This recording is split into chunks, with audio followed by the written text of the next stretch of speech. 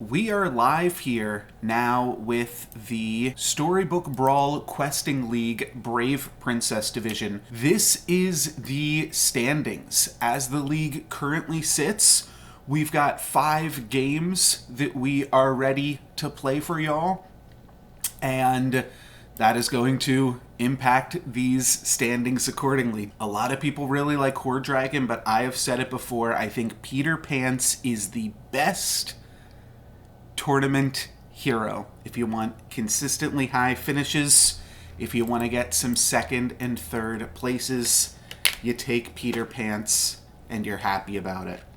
So, I'm streaming with a 15-minute delay, so I'm just making sure, and I'm also kind of running the tournament now at this point, so just making sure that all of our ducks are in a row, that everything's working and working good.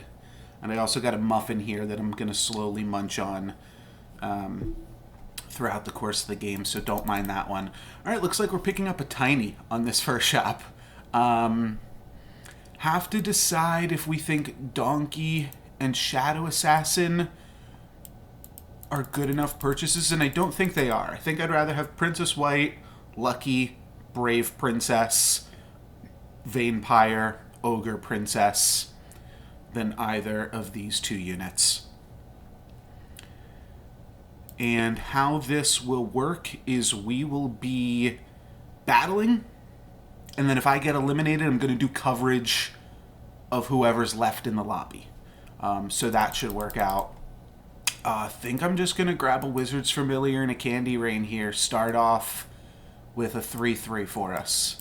Nothing super impressive for Pants, but we'll take it. Do have to decide if we want to go for an Ogre Princess on our next turn or a Stag. I think Stag, I didn't name it in what I just named a second ago, but that is a pretty good unit. I'm also going to be putting on some music, I think. Maybe I shouldn't, because with a 15-minute delay, I don't know if the music is just going to be too loud, and you guys won't be able to tell me. So maybe that's just too much of a risk. Fortunately, these falling stars will grow the Wizard's Familiar, but kill the Tiny. So we can't really do that. Especially against a Jax Giant. I almost want to take the White Stag against a Jax Giant. Yeah, you know what? Let's do that. Let's do... maybe I shouldn't play for just this turn, though. Let's take Ogre Princess. I really like taking an Econ hero with Pants. We'll be 1 short. We could sell the Tinies. Or sell the 1 Tiny. Or potentially sell the unit we get off Ogre Princess. Could also potentially buy the prized pig next turn. Let's have a muffin bite. I'm gonna eat the muffin handless a little bit. Nice, we get the slide. A little bit looking like a maniac so that I don't get sticky fingers. Okay, Creeper. I think I like selling Creeper. Purchasing either the pair of Shadow Assassins or the pig. If I buy the pig, I'm locking. We're definitely doing this. We're definitely selling Darkwood Creeper, at least I'm pretty sure, because I do think Tiny is stronger for us. The thing is, this Skip, it feels like against Skip, I could gamble a little bit with the piggy.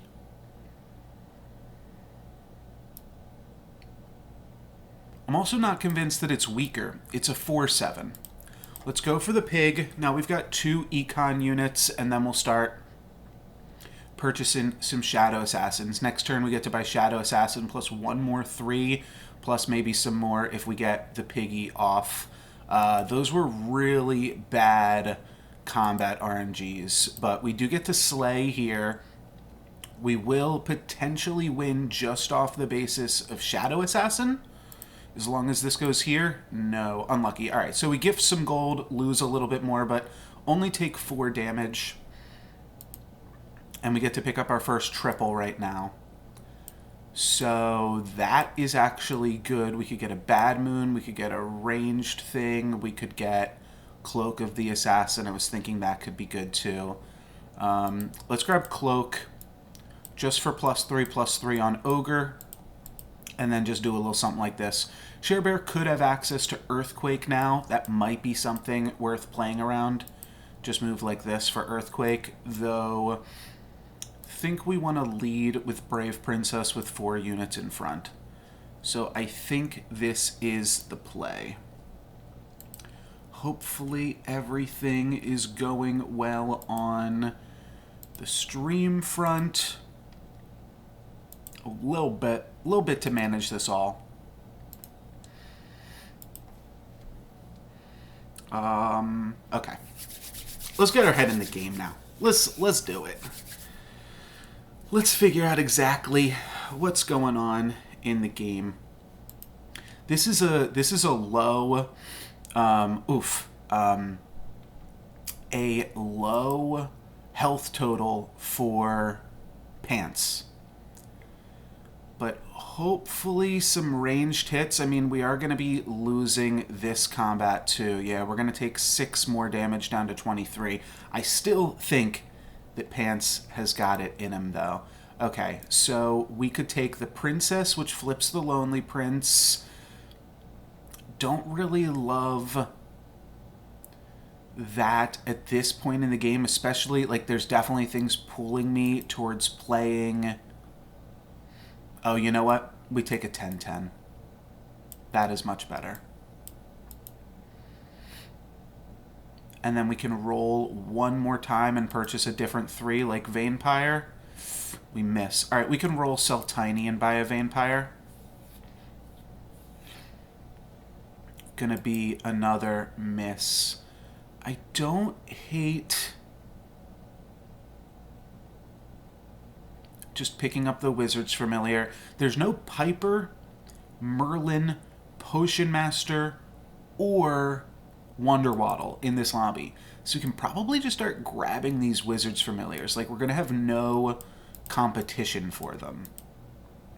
Could start thinking about Ogre Princess in 5, though I need to maximize Shadow Assassin attacks if we want to win this. It might just be that... yeah, okay, and it would have been bad for us. So that's great. We get a Slay, we get the bonus, we get the Econ, and we're also going to get a win here against Divination. This is a really big win for us.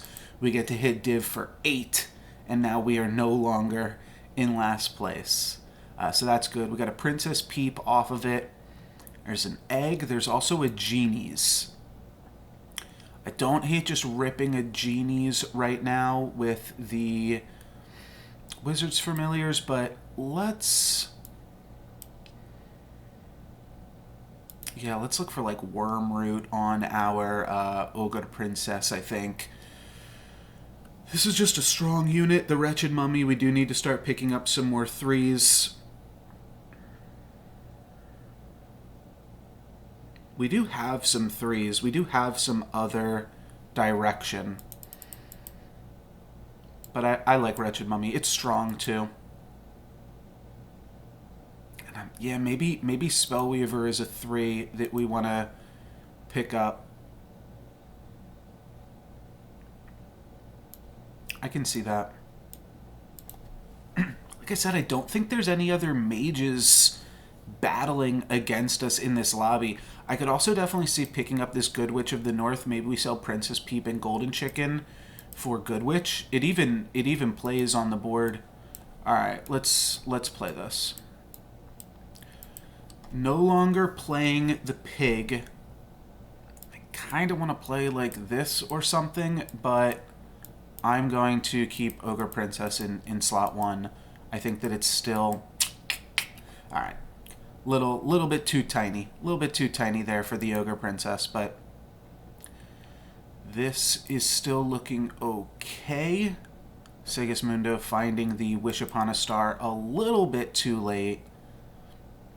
but we will be able to win this combat to deny them their precious XP. Oh, they're also Ball Sphinx, so maybe it wasn't too late. Maybe it was just on time for everything that they've considered. Do we want the pair of pigs is the question. I think we have to want this, yeah. That's the awkward part about picking up the pig pair, is Ogre Princess and Sleeping Princess now really do not have a home on this board. We'd have to sell Wizard's Familiar or get out of Mummy or get out of something else.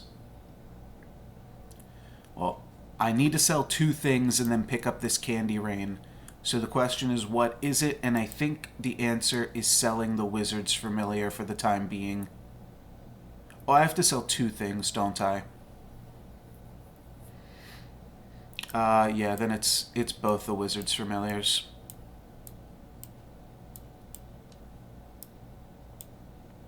It could have been the Frog Prince for one of those. I just don't have time to figure that out. We'll just pick it up next turn. That's fine. And that'll be a nice little Ogre Princess. Ogre Princess is really interesting on Pants because you... Please slay, thank you very much. Because you are just getting 3s. But that's all you need, is 3s. 3s are all you need. Alright, I think we win this one too, just off the back of having a large Shadow Assassin. Very nice. And we get to move forward with our piggy bank. Ogre Princess. Let's take that. Let's grab... I guess let's just grab a Power Orb for now. There's also like Princess Peep shenanigans with the Good Witch of the North that I was considering there at the last second. I think we do play Princess Peep on the board. The question is, do we pick up the pair? And I think that answer is going to be yes. I think it's worth getting out of Frog Prince. We are low on board space. Cool. Cool. Just looking over everything. All right, let's take the Awakened Princess triple. Let's grab the ball. And now we're really cooking. Let's cast this Sugar and Spice. I think we want to grow Ogre Princess whenever possible. I think that that's just going to be pretty beneficial for us. Then the question is, do we want to change up anything else? This one's bigger. Do I want to take this Genie's Wish? I'm going to pass on the Genie's Wish for now, and we will see what we can make happen. Ooh, that is decently big, but Cupid hitting a ranged unit is not the worst thing in the world. Us not slaying is a little bit annoying. We're also going to have a tough time taking out this Nutcracker to some extent. But our front line is so large right now that they are going to eventually crash into it. And then we'll finish them off with the Shadow Assassin. So now I feel like we are strong and we've got the ball. So I think now is when we are going to be able to start converting. I'm not going to take health yet. I think that you get enough health later on Pants. Looking for Peep, Pig. Haven't seen any mice this game as well. There we go. Ask and you shall receive. Let's start picking up some of those in case we find a treasure map. That's the only awkward part about picking up the mouse. Let's toss the mummy because we are full on good. And let's go harder into good strategies. I think we can pick up this because we're just going to be rolling with our extra gold. Though what if we roll into a spell we can cast? We're just rolling. Yeah, that's fine. We gave up a Sugar and Spice for a health point. We could even give up the Blind Mouse for a health point, but I think this is fine. We've got 3 different units that we're working with. I'm going to put Ogre Princess now in 2, and I think that will still be strong enough to stay alive, and the 2 extra attack could be useful. Let's see, how long have I been recording for? Oh, I think the stream should be live now. Let's check on that. Alright, looks like it is, and everything is going well there. And we aren't going to be able to slay on this board. That's fine. Maybe we'll get some nice... Oh, wow, our sheep aren't even dying. That's pretty crazy. Opponent with a really big board here with this Green Knight. But we're able to take out 2 of their vultures, and then the Green Knight takes us out. So we're going to be losing this combat pretty badly. Take 13 down to 11. Well, it would stink to lose as pants right now, but let's see what we can do. Take the hat, and then I'm going to take Cloak of the Assassin, get that out of there, and now we're hatballing. So this is when we start to do hatball things. I'm going to do that, I think. Maybe that's wrong. So now we're just looking for mice, wizards familiars, and spellweavers. All of that seems good. I think I get rid of my Ogre Princess, or maybe I get rid of the Shadow Assassin. Wow. Okay, that is a huge pickup for us there. Awesome. Awesome, awesome. Let's go for an eeny meeny and then sell the unit we get and the pig to purchase this Wizard's Familiar. Okay, let's do this as well.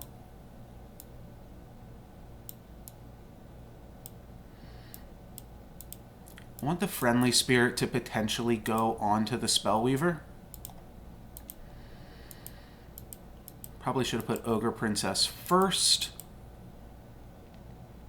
But I think ultimately this is going to work out fine. We just missed the slay, so not buying that sugar and spice a few turns ago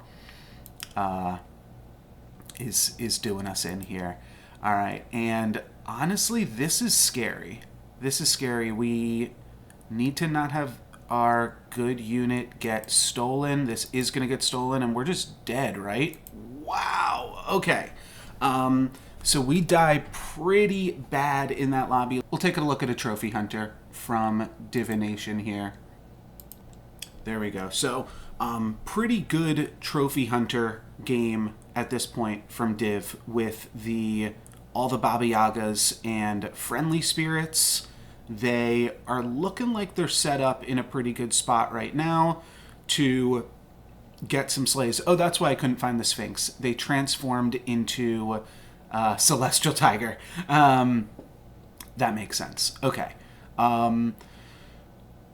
And yeah, so it looks, I mean, these Friendly Spirits look like they're going to have high enough attack to get slays, but not against dwarves. They will get the Grim Soul triggers, so that's going to be a ton of Friendly Spirits, some of which are hopping onto each other. And that 90 attack Friendly Spirit, now 180, that is going to be enough to slay, and it's going to keep on getting bigger. So this is going to slay against the doubly and provide enough stats to win this combat. That won't be enough to take out Agamon, though. So Agamon is still going to be in it. Baby Bear still kicking, but a nice little victory here for the Trophy Hunter.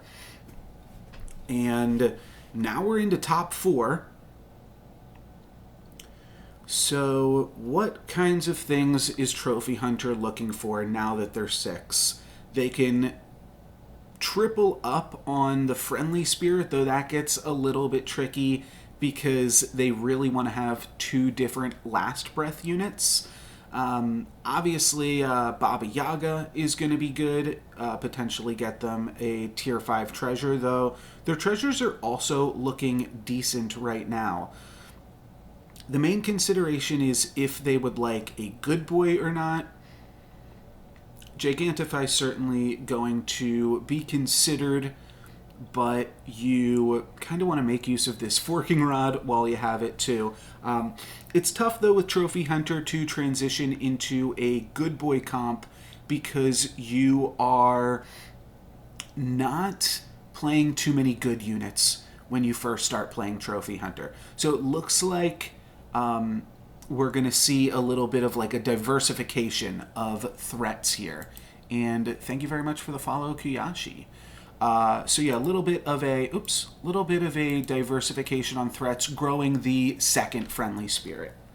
And now Divination is up against some huge Storm Kings with a Hat Ball Mimic chest from the Sphinx turned Celestial Tiger. That's who I wanted to spectate. I just couldn't find them. A Slay is really good there. That's going to mean a ton of friendly spirit triggers. But that's probably not going to be enough against these huge Storm Kings. So I do think we're going to see the Trophy Hunter go down right now. And then we will take a look at the Celestial Tiger with Sigismundo, who is definitely working with a big lead on the lobby right now. So let's find them. That was Sigismundo. All right, still at 30 health, Hatball mimicking as a Celestial Tiger. This is what we wanted to do this game, but they are doing it so much better. So that is going to be a pretty good finish here, and we're looking at the finals right now too. I'm just going to keep my tracker up in the top hand corner of the screen. Maybe can I move it? Oh, okay, great. I can move it. Let me just move it to right here so that I can find it again later. Because otherwise that's going to make things difficult for us. So they can pick up a triple on Shoulder Fairies, but that's not even going to be doing too much for them. So that's kind of funny. That will do a lot, though. An upgrade on a Storm King seems like it is definitely worth the gold investment, and then they'll finish the combat off with a few more spells. So 3 absolutely huge units here for Sigismundo with the Sphinx turned Tiger. And let's see if that is enough to take it home. It looks like it will be enough to defeat GX Slim here. Will it be enough to get a kill? I think so. Oh, but the large Storm King was pigomorphed from the deck of many things from GX Slim. So that's going to be huge. Didn't even notice that. That was the large Storm King as well. So this Wizard's Familiar going out to the Rotten Apple Tree means that it could be close, but Sigismundo is still going to get the kill. So that is it for game 1. I am going to pop those scores in the spreadsheet here now. Devine in 7th and Kuyashi in 6th. All right, that is one of each number. And if we go back over to the standings page, we can see how that makes things shake out. Still a decent gap between myself and being in the bottom 2, but there is now a huge gap between myself and first place with that battle rounding things out there. Sigismundo and GX Slim doing well to join Divination at the top of the lobby. I think the best tournament hero for its consistent finishes is Peter Pants. Let's give that a try one more time. What do you say? Most of you still aren't subscribed. What are you waiting for? Also, I'm doing a giveaway. Stay tuned for the end of the video to find out how you can win 700 gems in Storybook Brawl. Enjoy. I think I'm going to try to force evil units on Pants. I've found that when you just hard force evils, you generally have a better time. That wasn't even like a low roll or anything though, too. Definitely egg gaming in the Brave Princess lobby and locking a prized pig. All of that seems good. Playing up against Sigismundo here. Just saw they showed off that they picked Geppetto in the chat. There is always going to be the Sphinx in the lobby, which is kind of a a funny thing about when heroes first get released, it's either you have the hero or somebody else does. It's an egg lobby, Segismundo. You gotta know, egg gamers are gonna egg in the Brave Princess division. Sphinx lost their first turn too, so I'm pretty sure we can keep rolling with the egg. Maybe I backline it so that there's a chance the pig gets attacked and then the egg can finish off their other unit. But this is a pretty strong start, I feel like.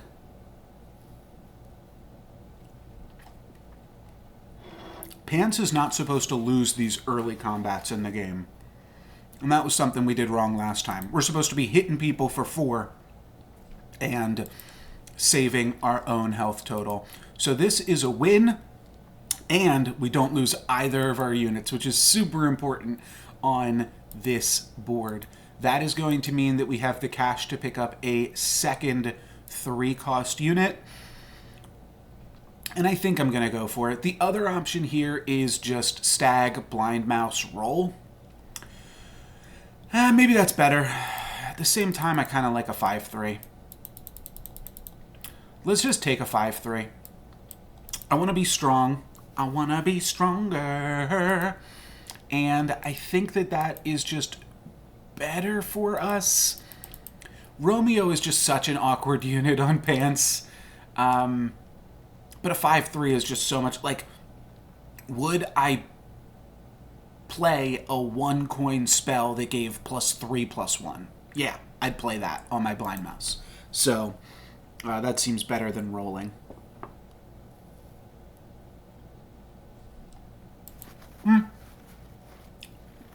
Didn't matter. We give them a coin either way. 50-50 to have an insane combat yet again and keep our egg. Awesome. We are doing it here with the egg.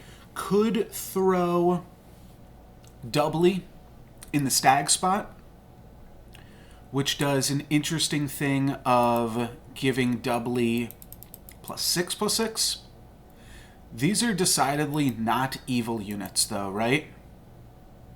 Now that we have some cash, should we be rolling and pivoting to evil? I think maybe. I think that there's definitely an argument for it.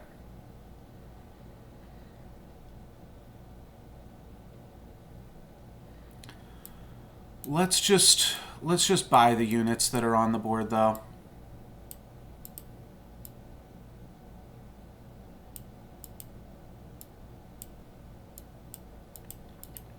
Let's roll with this. It's a little bit risky. The stag might not get to attack here, but I think it's fine. It's just the best unit for the board. All right, we lost the stag attack. A little bit annoying. Hopefully we don't take too much here. I think we actually have an okay shot to win because we're still egg gaming. No, we can't win, but we can lose a little bit less. We get their pig, so that's nice. Trading our Humpty for their pig. Okay, now we can finally start to pick up some evil units. But this is definitely not great. Let's roll for another 3. I guess a second doubly's fine.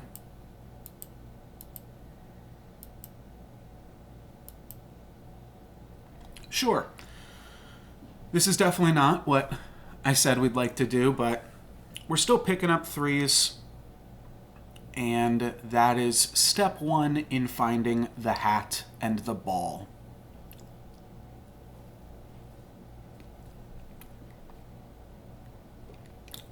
Sphinx not doing so hot. Share Bear not doing so hot. Pup and Celestial Tiger on top.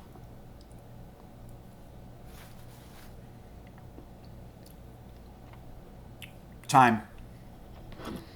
Muffin's done.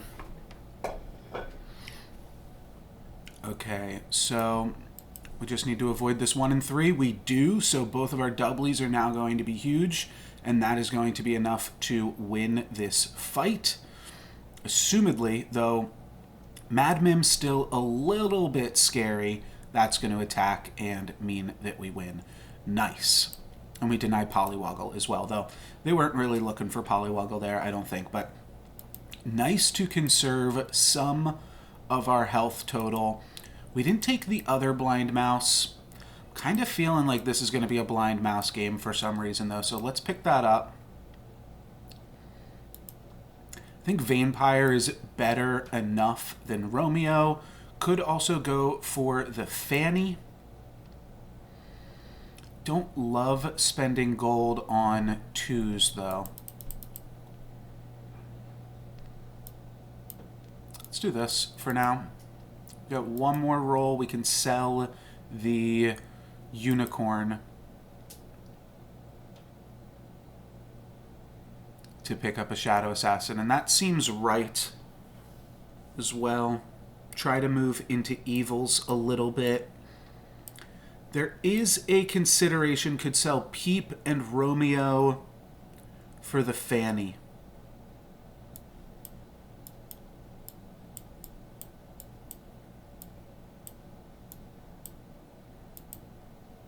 Okay. I just want to get a little bit stronger. And I think this does that. Nice, we get the Slay. That's really important because this is kind of a late Vampire, at least as far as Pants is concerned. So that is going to be enough to win this combat. And oh, actually, oh yeah, we do just barely win it. And yeah, that's a good feeling. So now we can move a little bit more into evils. We could still pick up Princess White, but I think we're going to go more in the evil direction eventually. That is just well suited for Pants. Do I want to pick this up? Yeah, let's go for this. Cool. We can almost full pivot to evil right now, can't we? Yeah, we can.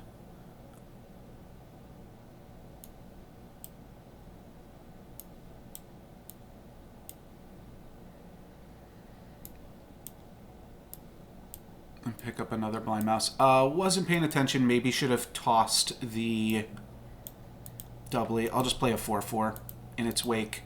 And I think I'm actually going to sell the doubly just to put magic research on Vampire. Up against Merlin here. This could be really scary, but we are significantly stronger than we were last combat, having pivoted now to evil units, because both of these mummies get to 2-for-1. Our ranged unit gets to 2-for-1, and Queen of Hearts gets to 2-for-1. So, all things considered, I mean, it's going to depend on how ahead of everyone this Merlin is. And they did just cast a Forbidden Fruit, but we get the Slay. Oh, they're egg gaming. Brave Princess, the egg lobby. I think we are going to be the one to crack this egg. Let's see. Actually, it's really close. It's really close here, 5+5. If they hit into the queen, we would have won. But either way, we cracked the egg. So I'm happy about that. Sorry, Aga. Gotta take you down, my friend. Let's pick up a Shadow Assassin. Not sure where we're putting that right now, but isn't super important. Let's triple it. That is a great place to put it. And let's take a treasure map. That seems good. I'm going to spend my last 2 gold on this turn rolling for 3 blind mouse. That's also tempting too. Let's roll for 3 blind. Decision time. Do we take a 5? Don't think so. There are just not many 5s that wind up in your final composition. So I think I'm going to be rolling for 3 blind here. I didn't take too good of a look at my other treasures. I don't think they were good, though.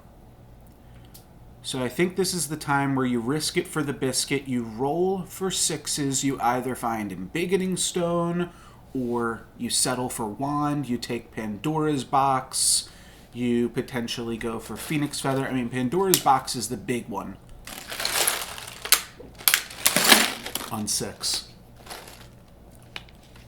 hopefully after this game I remember to get some more water because my water bottle is currently all ice. I'm feeling good about this one, though. We're significantly healthier than we were on our last bout. We are going to lose our supporter, but we are going to keep our Queen of Hearts, which is important because that's a large unit. It probably just goes down to the... Okay, well, never mind. We just have one unit here, and it is up against the Cupid. But the Cupid isn't going to do anything. It's actually just going to be the horse that takes us down. So we take 7 from Segismundo.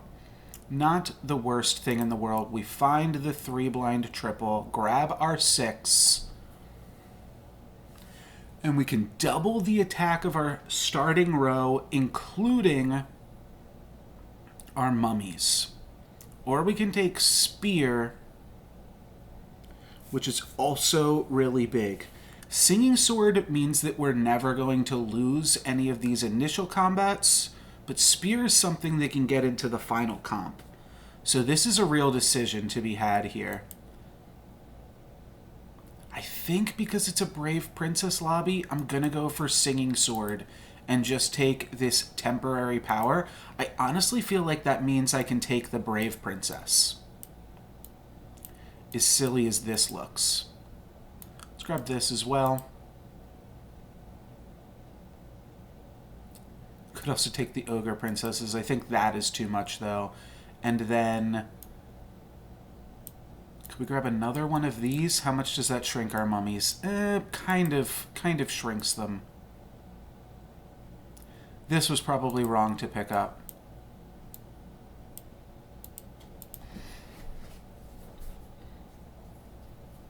But I think the Brave Princess is still fine because we just doubled its attack.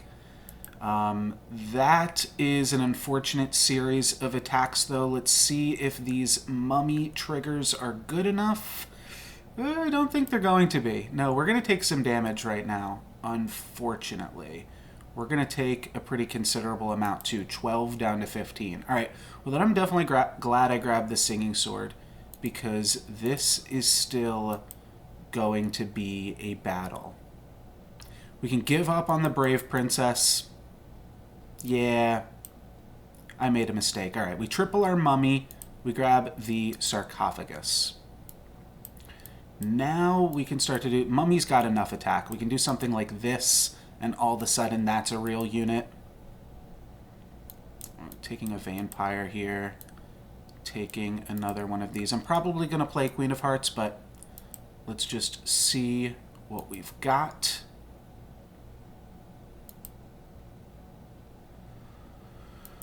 Do I lock for second Shadow Assassin? Not sure. I'm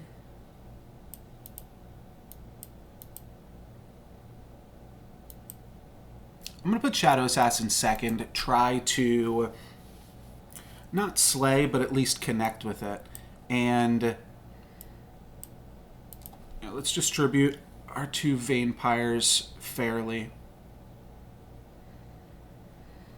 Do I want to lock for second Shadow Assassin? That is the question.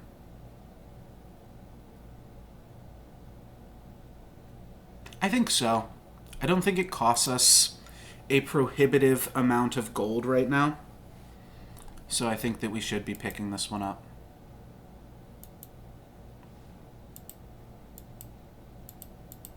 Sorry. Great. So there we go. There's a 2-for-1 for us with the mummy, and we are going to be able to get some nice slays. We're also going to get a free Shadow Assassin attack. This one's looking like a nice win here, and that is good to help us get back in the game. It is going to be close, closer than we would have thought, but still a decisive victory. Brave Princess lobbies are tough. They are tough.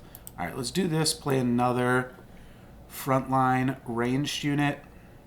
And I guess let's put this on Vampire.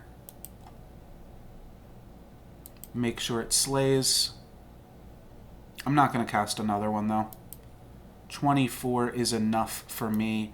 Let's yes to Queen of Hearts, and I think no to Spellweaver. I think we just need more on board. All right, this would be great. Problem is we'd have to sell something for it if we want it right now. And I don't think we need it right now.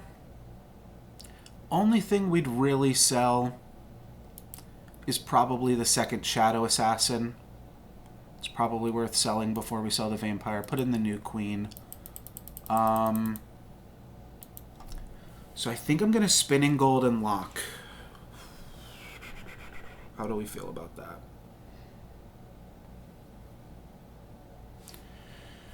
Yeah, sounds fine. Let's buy and sell Golden and then Spinning Gold and lock. I could have also bought and sold one other 2-cost unit. Would have been slightly more optimal. But we're basically just hoping to get by off of our treasures right now. And this is why I generally think Pants is good.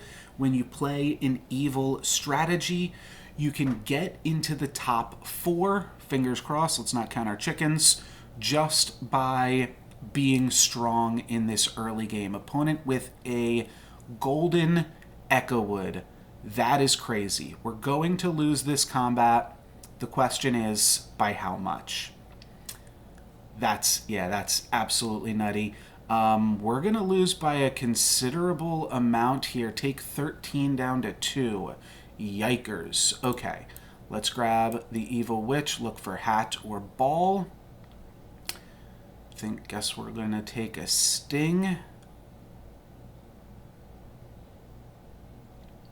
Maybe I'll just take Cloak of the Assassin.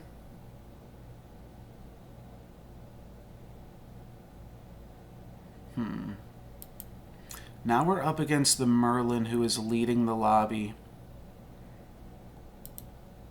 Let's just take Ring of Revenge. Alright, and let's roll and find a Queen of Hearts to replace that Ring of Revenge. Maybe should have just skipped the treasure entirely, but now we can pick up the Merlin's hat. I was debating skipping the treasure there too, but kind of a tricky call. Alright, let's roll.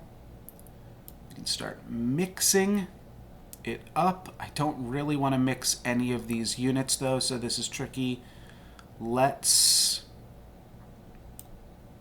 think this might be better than this second Shadow Assassin. We might just need it. That's a big unit. Let's cast this just to cast in case we find any Storm Kings later on. Oh, you know what? That's actually a good unit. Yeah, let's play it. Okay. Whew. We have to hope that this is enough just to win us this combat, because then maybe Baby Bear dies, maybe Sphinx takes some damage, and then if we can win one more combat, we're top 4. But this is not looking like a Hatball game. This is looking like a Pan game where we just struggle to stay alive for a little bit, and then the game eventually ends. So that's the plan. We get 2 Sark triggers on the same unit, which is really nice. And overall, this combat RNG is going very well for us. And we win a pretty decisive victory, 12 to the lobby leader. That is going to be good. We are going to lose our sheep and wolves after this, but we get to pick up another mummy. I like that a decent amount. Now let's roll. We've got 3 different things that we can triple. I think that's really all that we care about. The tough part here is I don't think we can toss this sarcophagus. So what is the plan?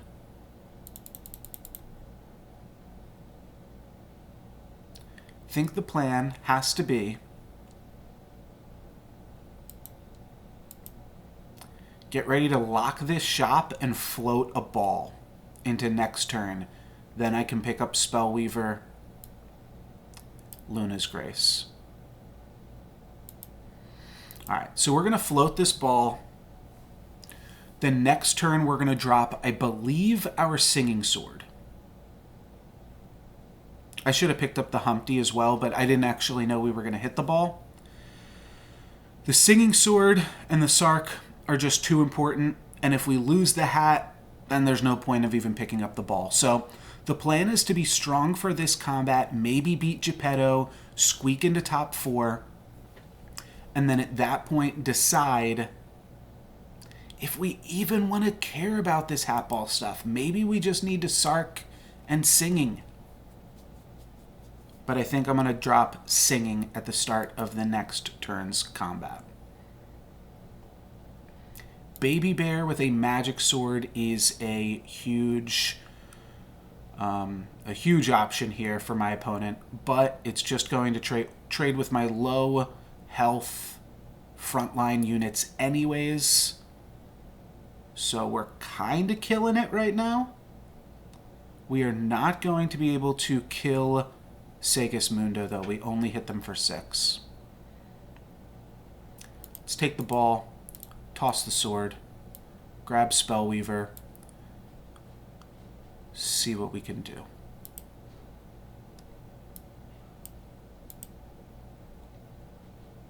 Okay.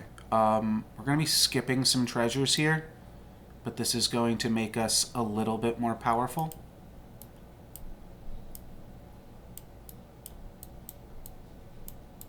Maybe? I gotta think about this one.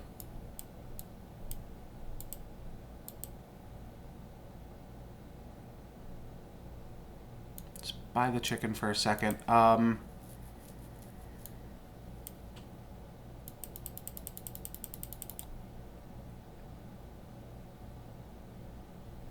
This is tough. Do we want to... or how do we want to position these units is the question. Maybe we could do like this, actually. Okay. I don't think this was a huge drop-off for this turn. We're going to be selling all of this stuff. Trying to find more Wizards Familiars. We need to pick up... Actually, I think we're done with 3 Blind Mice. These are our treasures for the rest of the game. Okay, they grab our better range unit. But we still have a lot of power with these mummies. No, we cannot win this one. So we're dead and we lose. Yes, that is the case. And the question is, will we get 5th or 4th? I think we're going to wind up getting 5th because we're going to take a ton of damage here from these upgraded units. So yeah, we take 15 down to -14. That should put us into 5th place, unfortunately.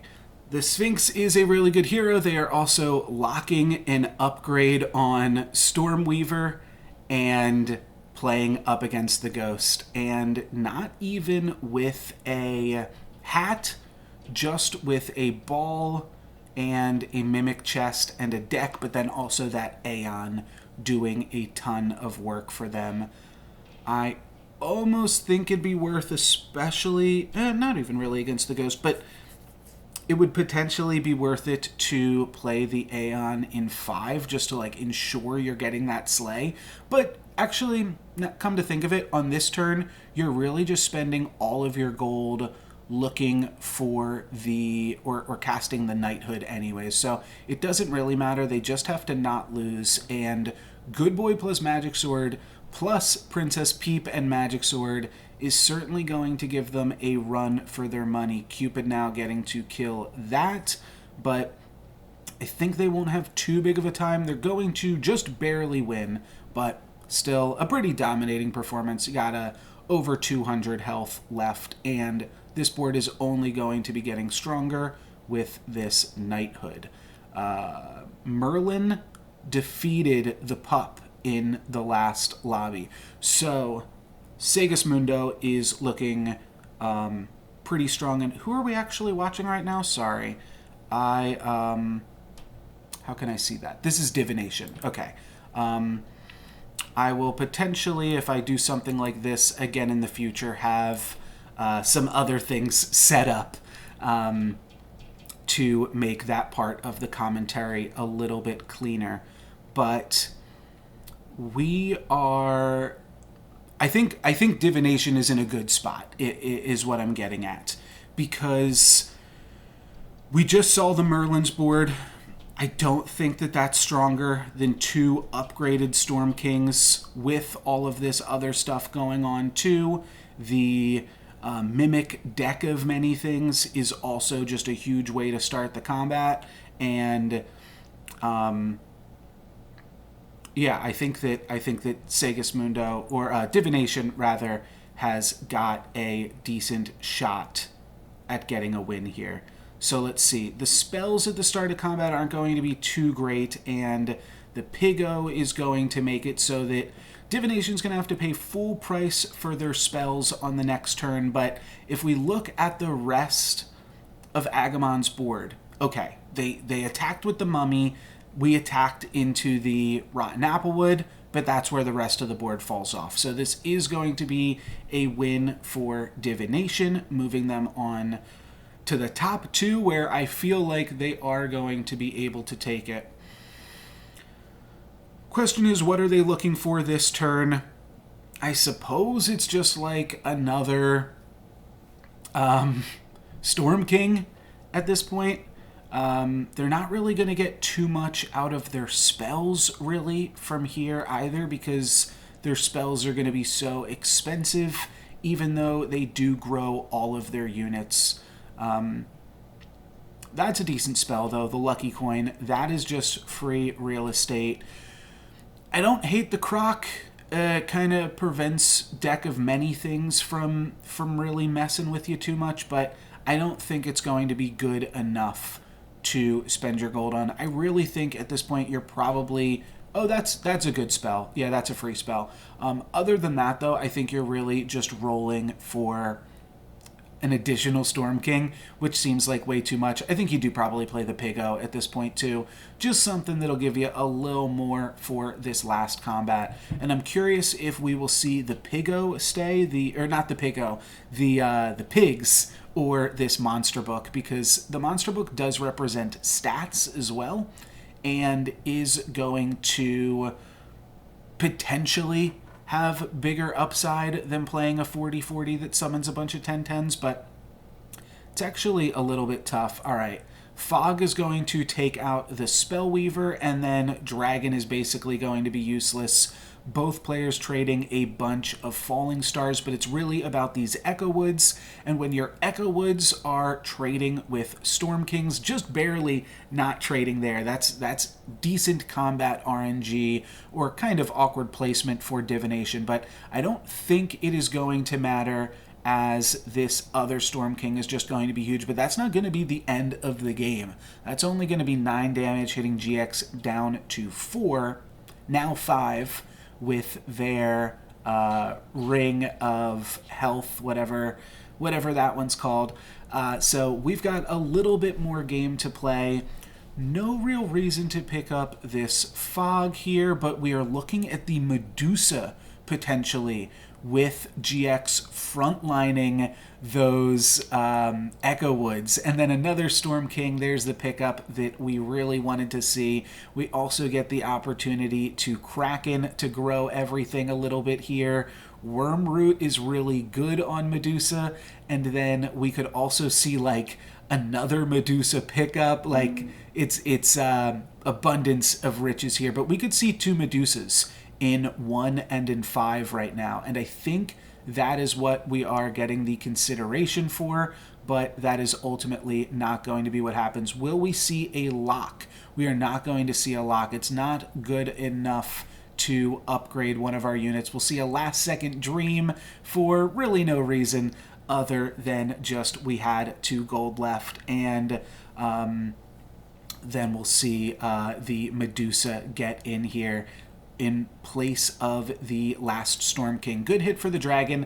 That is where I would potentially like to see the Storm King there instead of the Aeon on the last combat, but it doesn't really matter. This is still a dominating performance from Divination, and yeah, pretty cool. It would have been nice to have another Storm King in this end of shop screen, but yeah, pretty commanding job from Divination, who was already leading our lobby. So a first place finish from Div, I believe, right? Oh yeah, Div's right here. Yeah, so a first place finish from Div is going to give them over 100 points, so that's pretty good. GX got another second. Agamon got another third. So same players placing pretty consistently over the course of these games, with myself with another fifth, Kuyashi in seventh, and Devine in eighth. All right. And then let's take a look at how that impacts the total standings. Now we have definitely a runaway with the top of the lobby as things shaken out. This was close when these games started today, but now we are really seeing a consolidation, and we are seeing our main. We've got like 4 people that are mainly in contention, and then with myself and Archeron potentially looking to squeak in, and also hoping to stay out of the bottom of it all. Probably edit this part out, actually. YouTube will never see this. I think I like Horde Dragon. A lot of people have said a lot of good things about Horde Dragon recently. I'm a little bit nervous because there are... Maybe I should just pick Zelhua. Oh, that sucks. I bought the Cursed King for a game that didn't even matter. Let's buy Zelhua. Is that what we want? They're both kind of late game heroes.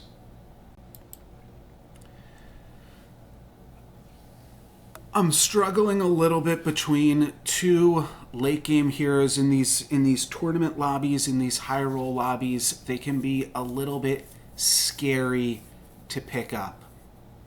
We are going to be up against a sad Drac here, which means we might just be losing our unit regardless to Sherwood Sure Shot. I think I'm going to take a Crafty. We want to make treasures happen. And this thing cares about treasures too. And I think I'll lock a Cindy. It's not a great shop. Now, let's not lock it. Let's look for Crafty. Think we could potentially roll and pick up Crafty. Nice. All right, just a baby dragon. I'm fine to trade baby dragons here. Question is, do we go for... I think it's actually Sure Shot plus for Glory. That seems good right about now. Yeah, I'm into this. Let's just backline our stuff for fun. In case they somehow cast an Earthquake on level 2. Not possible. Yeah, Horde Dragon and Zelhua both care a little bit about the late game. They both don't have a hero power until you hit level 4, which in these lobbies is a little bit scary. Gonna be losing this one, but yeah, nothing else to say about it. We just lose this one pretty hard, and my opponent gets the slay even as well, so I'm sure they are happy about that. We do now have the option to grab a Cindy. We also have the option to take a Blind Mouse. I think I'm going to take Blind Mouse Cindy. This is a real person, right? Yeah, that's Holy Archeron. I'm definitely taking Cindy. Question is, am I taking the Sure Shot? Maybe I just take the pair. But then I don't love that I picked up the Cindy, but this is fine. This is a potential tier 3 treasure, and this is a potential tier 3 treasure. I think that's the way we're going to play it. And unfortunately not casting the spell. I could lock. Okay, I like that lock. It's a last second lock, and Holy Archeron finds the triple. So good for them. They picked up a monster book, but then they're going to hit us for 5 down to 35. So we locked that just in time. Well, I don't want to flip the Brave Princess here either. This Cinderella definitely looking awkward, never getting to cast a treasure. Almost want to take the Lucky, but I think I do have to take Brave Princess. And then I'm going to take a 3 Blind Mouse. Very awkward to have all of these treasures. I don't want to break up my pair, and I don't want to destroy my questing unit. So I mean, we'll complete Cinderella eventually, right? There's no huge rush on it.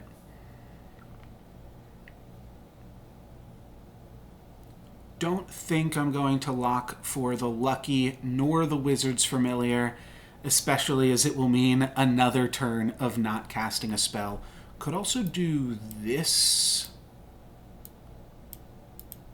That's not bad. Potentially gives us a sure shot attack. Let's move this to the back line as well.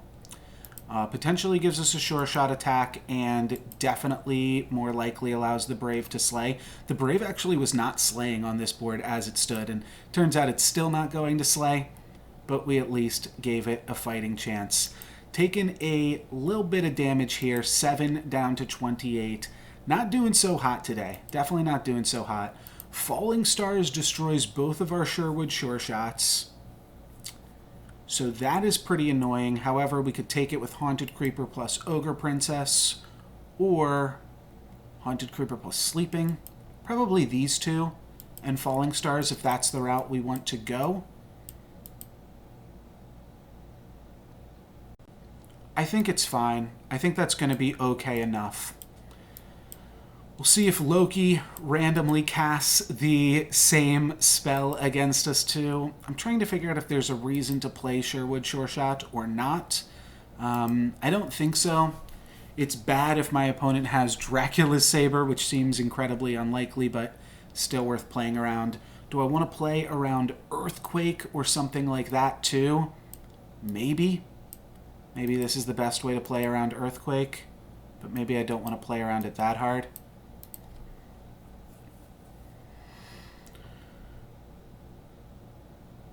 That would be a little bit annoying, but not super high odds that Loki rolls the Earthquake here. No, it was just an eeny meeny. We're going to get the Ogre Princess Slay, so that is nice.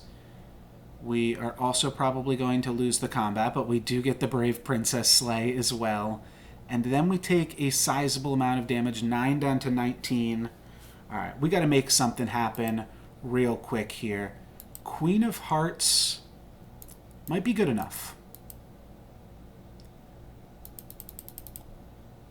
It might just be good enough to play some Queen of Hearts. Find one more evil unit. Black Cat is a decent evil unit at this point.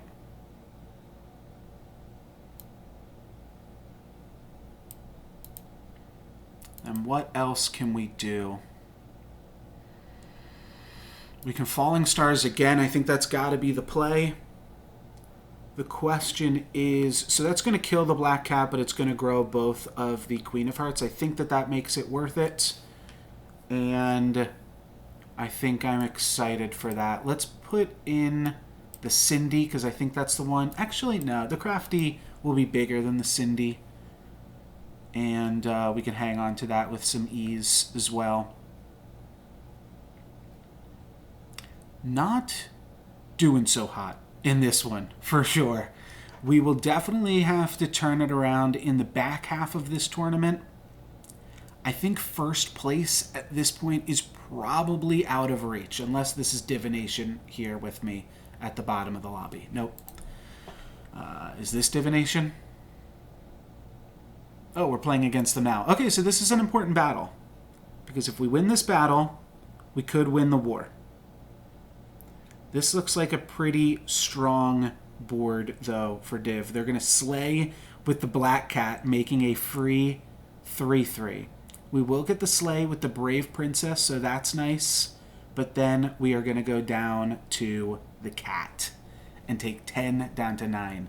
Yikes. Okay. Okay. We've seen worse, though. I think I go for this just for the econ of it all. And then I'm thinking Court Wizard is pretty interesting because we have some princesses and princes. But I think we have to play these evil shenanigans. Maybe we can just go into Court Wizard? I feel like it's potentially too little too late. But like I could put in both of these Court Wizards here, or both of these Sure Shots, I mean.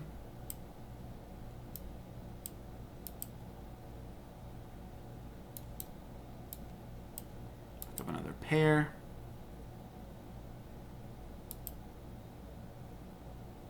Okay, grab our first tier 3 treasure, toss these, put in this, grab Sure Shot.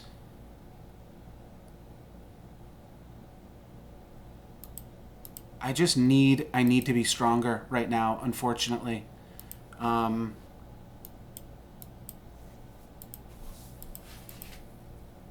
As much as that kind of sucked to have to do, I think that was really my only option. Alright, let's see how far we can get. Losing the Court Wizard. Are we dead here? Yes, we're dead. Oh my gosh. Alright, well, let's take a look at Kuyashi on Sharebear, I think. Or, you know what? Let's look at Divination, because they are currently our lobby leader. And they've got Trophy Hunter, so they're set up potentially well to roll this lobby. Let's see what they can do. Maybe I need some music, too.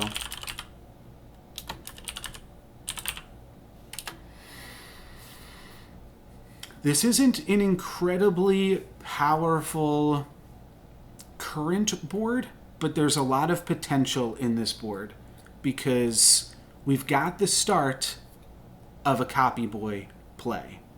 And we're seeing that play out even a little bit more so because we actually do have a copycat. But more importantly, we've got the treasures. We've got the boots, and we've got the crown. So that is going to potentially... take this off the screen as well. That is going to potentially allow for some huge setups here for Divination.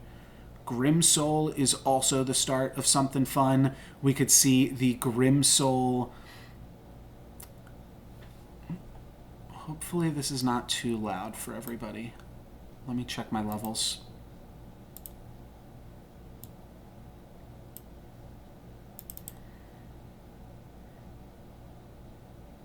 Okay.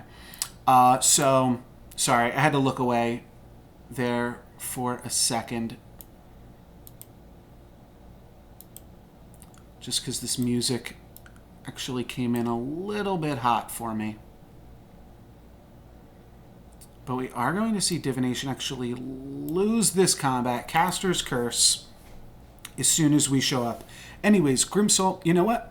I'm totally off of it. As soon as I put on the music, I was totally off of it. Let's just focus on the commentary for now. At least music with singing I can't do, but maybe some music without a vocal track we could look into. So what I was going to say is we'd potentially want to get rid of this black cat at some point, because we really don't want the Grim Soul to trigger onto this black cat. And the other thing that we can do is we could have the copycat also supporting Grim Soul. So now that we've got another copycat, we could see this Grim Soul go to the back line potentially, and then the copycat is hitting that. At that point, we toss the Baby Root, I suppose. And we could also see something like this, but both of these copycats are just casting a spell, so that is not a huge boon. It's not like it is growing anything or allowing us to snowball in any capacity, but it's still a decently strong board, and that is part of how you get ahead, especially in these tryhard lobbies. Just make sure every battle is giving you strong stuff. Speaking of strong, we see a Holy Grail on 4.2 going into 5.0 from Holy Archaron. I want to watch that. So let's hop over here to Holy Archaron's perspective and see what they do with this Holy Grail. It's not going to be optimal, of course, and it is going to be a level 5 Holy Grail, so there's not going to be tier 6 units that we're going to be able to find, but it is going to be sweet. Now, Divination didn't know that they were doing this, but by casting all of those spells, they really impeded Holy Archaron's ability to make full use of their gold in this shop. So that is going to be pretty annoying here for our Charon, but they're still going to be able to pick up a ton of tier 5 units. I think we're going to see a lot of these other things get sold off and just convert totally to a tier 5 board. We do pick up our first tier 5 treasure here. Staff of the Old Toad looks great, especially as Fates. And then we're going to see some more Baba Yagas. Wombats are also great on Fates. Now we could see something like Monkey's Paw tossing the Shepherd's Sling. And we will want to get these Wombats in there, pick up another Nyan Sea Terror. We still got 24 seconds left on the clock too. A lot to manage in this turn. Let's sell some things off. Grimsoul now the pickup. That is always awkward when you are holy grailing and finding all of these treasures. It is like you don't actually want to be wasting your time playing all of these treasures. Lance is almost about to trigger. A Godmother or any support, or Baba Yaga even, will allow it to trigger, but we are not going to see that in time. If Lance can slay, actually, then that is also enough for Lance to get its trigger, or if Grimsoul lands on Lance. Oh, I guess Grimsoul has to land on Lance after the Mummy dies, because the Mummy is potentially taking up that support. Let's see. Is he going to get the Lance trigger? He is. All right, so Holy Archaron just barely gets that Lance trigger, playing up against my Ghost. So now we see another tier 5 treasure here for the Fates. We could see a Drac's Saber. That would be a pretty hard power spike. They're going to have to give up the Horn at this point.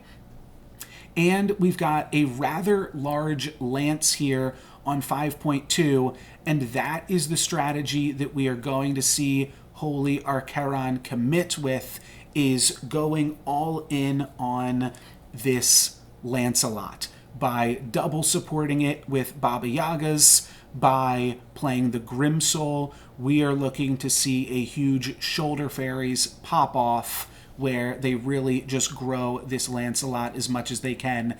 The what are they called? The Prince Arthurs. The Prince Arthurs are not bad as well.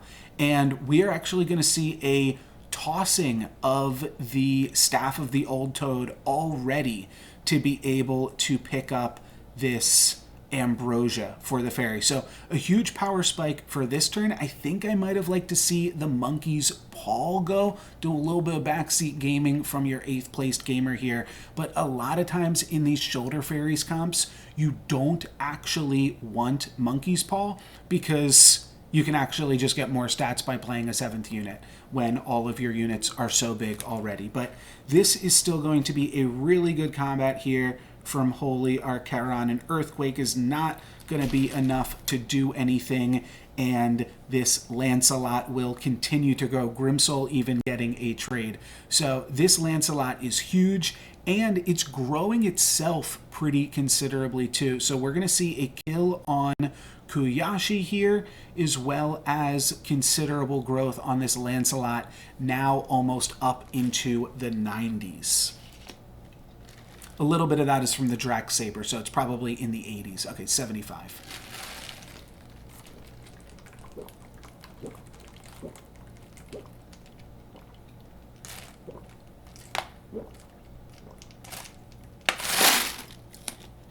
So there's two things you want right now. I think maybe eyeing up that Arthur. You really just want more Shoulder Fairies. That is the main thing that you're looking for as the Fates here.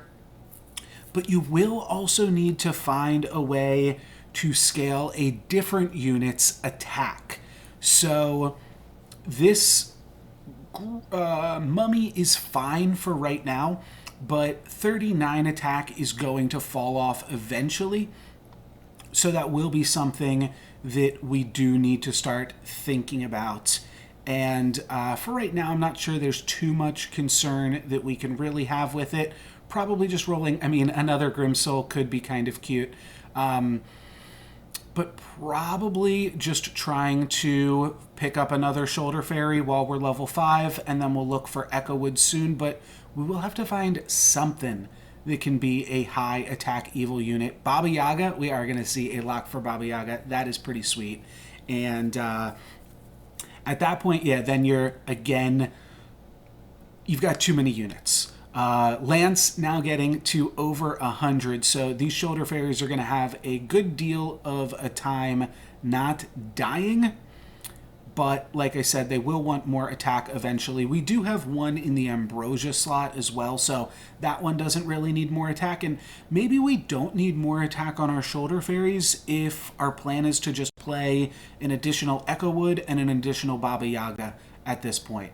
That's probably enough stats. This Lancelot is going to be huge, though. Kuyashi definitely making great use of the Fates and great use of their Holy Grailed turn. So, love to see that. What will we see now from them? Probably not too much more on this turn. And the question is, will they eschew the Monkey's Paw? This is, yeah, I think they've got almost, wow, okay, they do get the Echo Wood here, so that's great. But you look at the board, if they want to play this Baba Yaga, if they want to play this Monkey's Paw, then they... Or if they want to play this Baba Yaga, if they want to play this Echo Wood, they're already not using the Monkey's Paw. So I won't harp on that too much longer. Always much easier to backseat than to actually play, as evidenced by the fact that I will...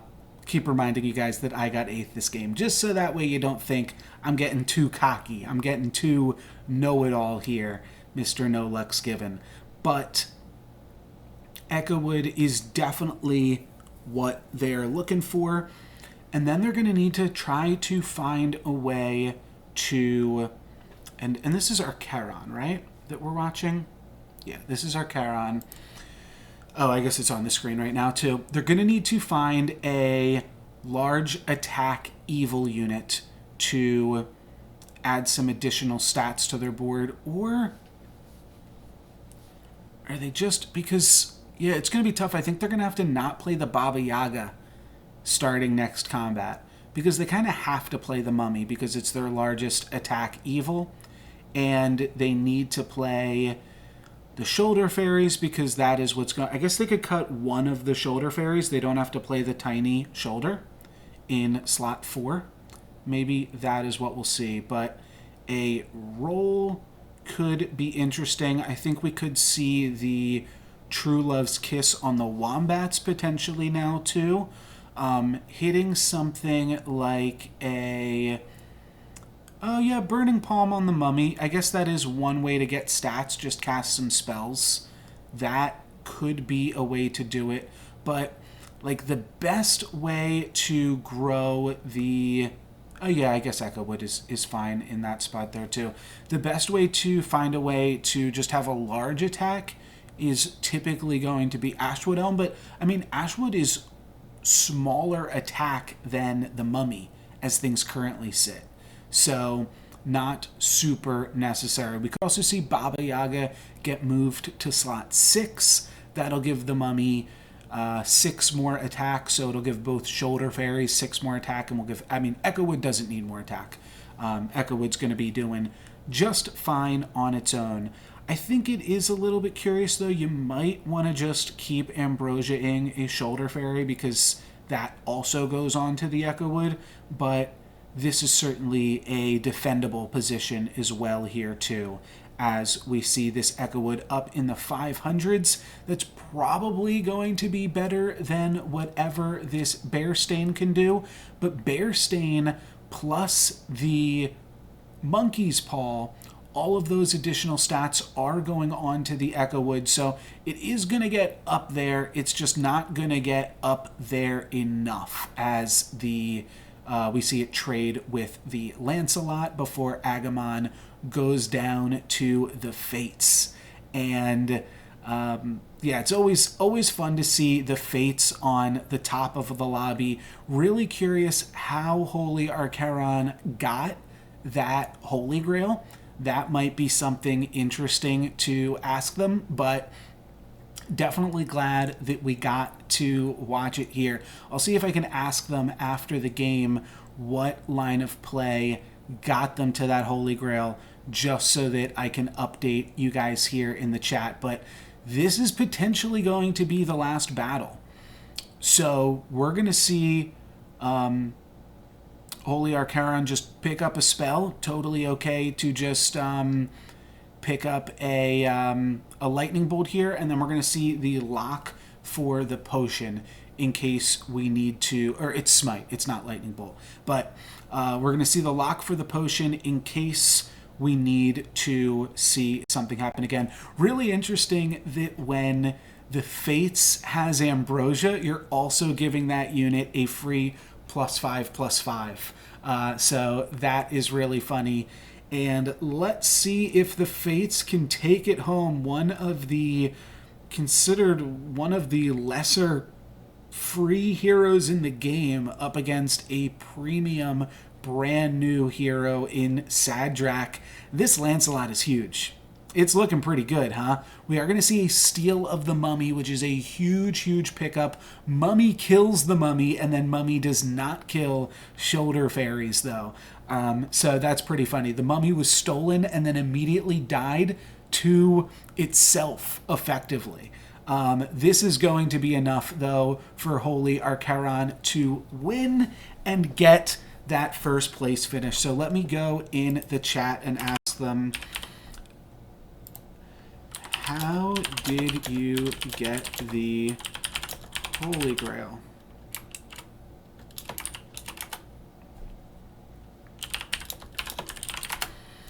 Cool. All right, so we are going to update the standings here now while we wait for an answer on that.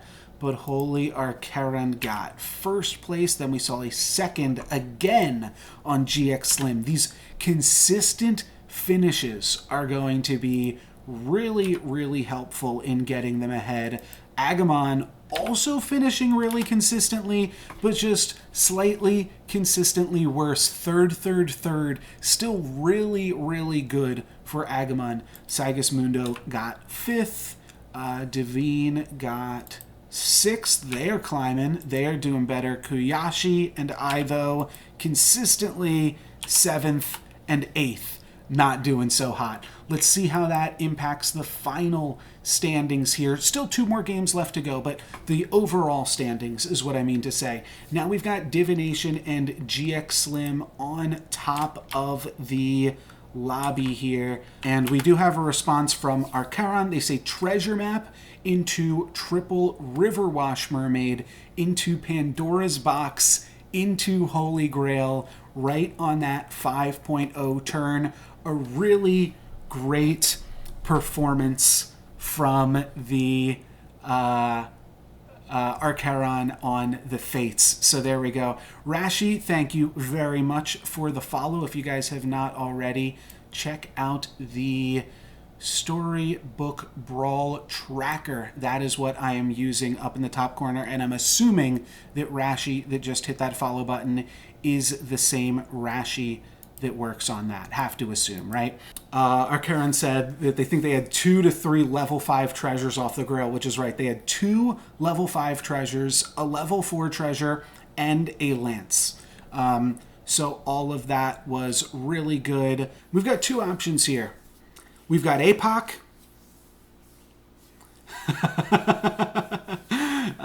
Oh, thank you, Super Z. I saw that you followed the other day. It's funny, as my YouTube channel has been growing, I've also been noticing just some Twitch followers in the meantime, despite never streaming. So cool to see some of my frequent commenters over on the Twitch side of things as well. I feel like Skip is actually pretty good again right now. Part of me just wants to take Miri, just to try to have something, or even Pup, just to try to get on the board here, as we are definitely struggling a little bit today. But we are going to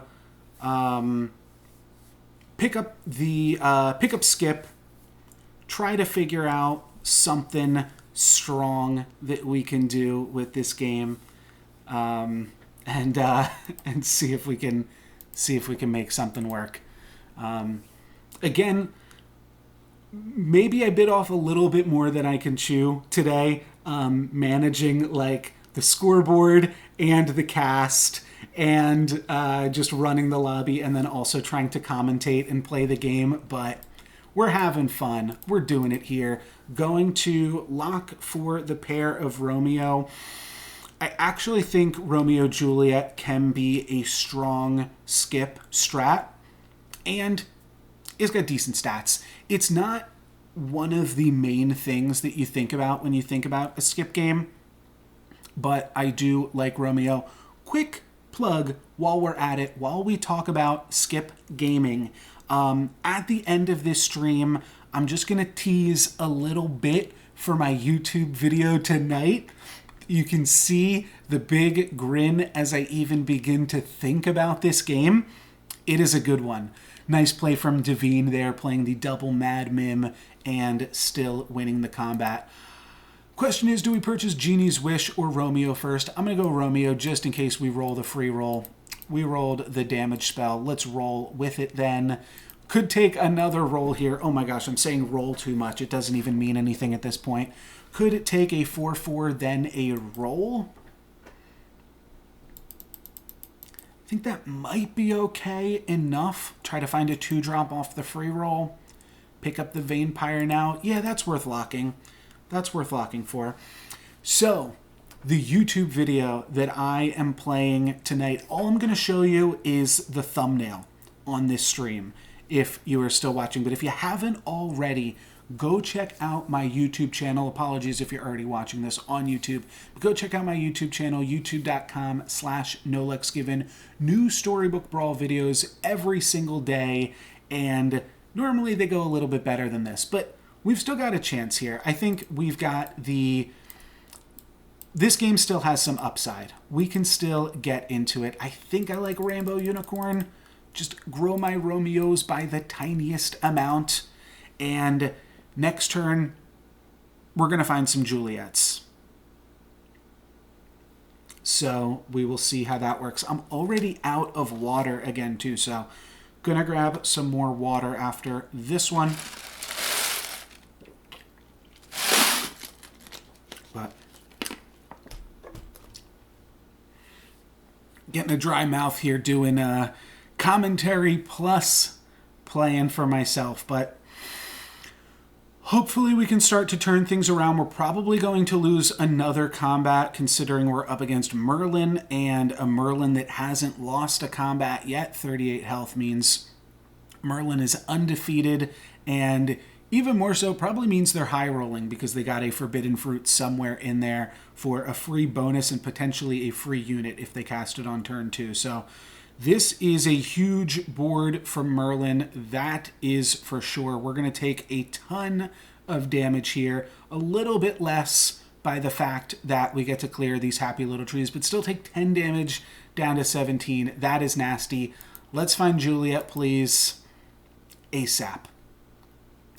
Greedy plus Unicorn is kind of interesting. Maybe that's good enough. Cursed King also hasn't lost a combat. It's against Divination. That's tough. Almost want to just take Egg just as an HP spell. Maybe that's good enough. Yeah, let's do it. Let's take Egg to gain some HP. And then next turn, hopefully, we will find a Juliet. The way I look at Egg sometimes, and I haven't talked about this too much, but you can buy it in a spot like this, and like Health Potion is 1 gold for 1 HP. If the Egg trades for 2 units, then it's paid for itself, even if it dies. And I think that's a totally fine way to look at the Egg. Maybe the Unicorn, it's like a pair. It pumps both of our Romeos. Maybe that also could have been good this game, but we are just going to pick up the Egg just for the immediate strength because we definitely need it immediately. Hopefully we don't take too much damage here from Div. Let's see, another ring of meteors. So glad we picked up the Greedy at least in that capacity. We're going to be getting 2 free gold to roll for Juliet. And hopefully, yeah, we get a little bit more gold from the Pig as well. And then we soak up a considerable amount of damage from that Egg. Traded 3 for 1. So that was definitely worth its weight in gold. Don't think I'm going to pick up Vampire, though I don't hate Sporko plus Friendly Spirit. Also don't hate Soul Tack Ancient. At the same time, a Juliet would be great. So I think I'm going to roll just a little bit for Juliet. We got the cash to spend. Let's go for Romeo. Maybe we can find a decent treasure here. Fancy Pants is kind of cute. Let's take Merlin's hat, though. And then, like, I'm looking to pick up Humpty Dumpty after that point. Gingerbread Party plus Mad Mim. And Humpty Dumpty, do we purchase the Mad Mim first? I don't think so. We go Gingerbread Party, we go Mad Mim, we go Humpty Dumpty. Don't love this. Really don't love this. Let's see if the Sphinx, okay. Kuyashi on the Sphinx. They did not buy, well, they could have purchased XP. No, they didn't. They didn't purchase any XP, and they are not yet tier 4. So the Sphinx has not gotten to do too much, but of course they do still have those extra spells each turn, which do contribute in some way.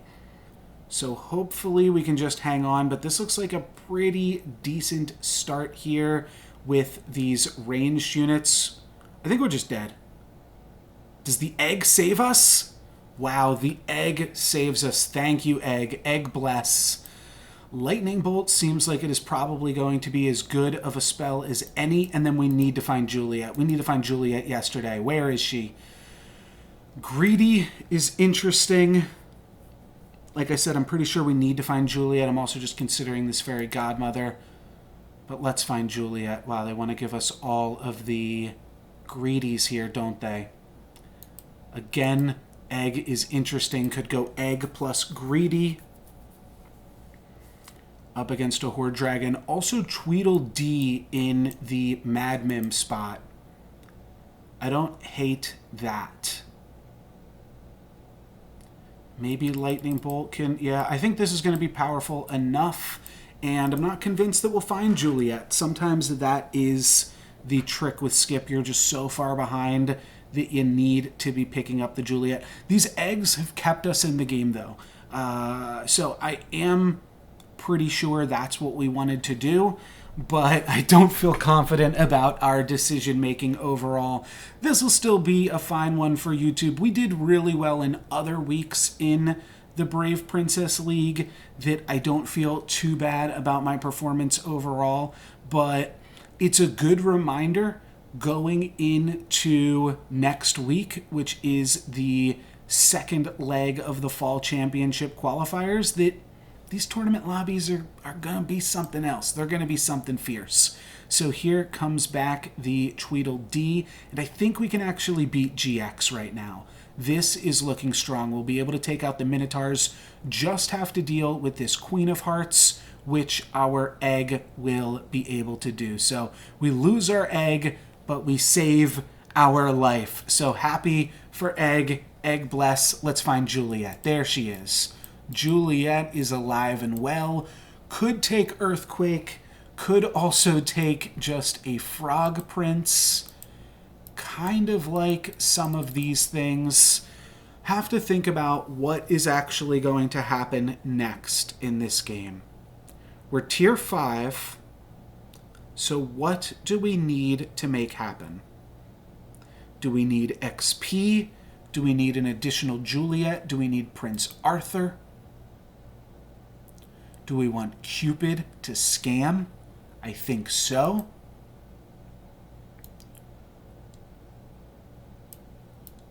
So I think Cupid's going to be quite good here. We'll put Juliet in slot 1, and then I'll roll for Falling Stars, which is good on Greedy. Let's put this first.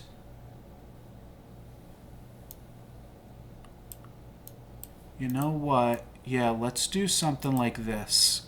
Let's support both of the dwarves. This vampire, no way vampire slays. Let's just get Juliet in there and dying before my opponent attacks with like a baby dragon or something like that. All right. We are going to see our Mad Mim go down to Lightning Drake. So that's a little bit of power, but we've got a bigger Romeo than my opponent. So hopefully that is enough to win the combat. Juliet goes down. If we could kill Romeo here, that would be insane. We're not quite going to get the kill on Romeo. We are going to summon a large Juliet. Romeo will trade with our Juliet, and then we'll get in with Cupid. We actually lose this one, incredibly. So we're dead. Holy Archeron is going to take us out, and I think I'm going to go watch them again because they've got another treasure map and maybe they can make something spicy happen. But definitely not the best results for us today. Oh, and I actually already have Holy Archeron loaded up here. Never stopped watching. Can't stop, won't stop. So they are really debating this because this is going to give them a tier 4 treasure, but looks like they are going to go for it. And tier 4 treasures can be pretty good when you are playing these Royals comps. So we're going to see that get cashed in. Fool's Gold, 6 of Shields, both reasonable. We are going to see, and the gloves are reasonable too. And then we're going to see a lock for Nyan Sea Terror. And honestly, that is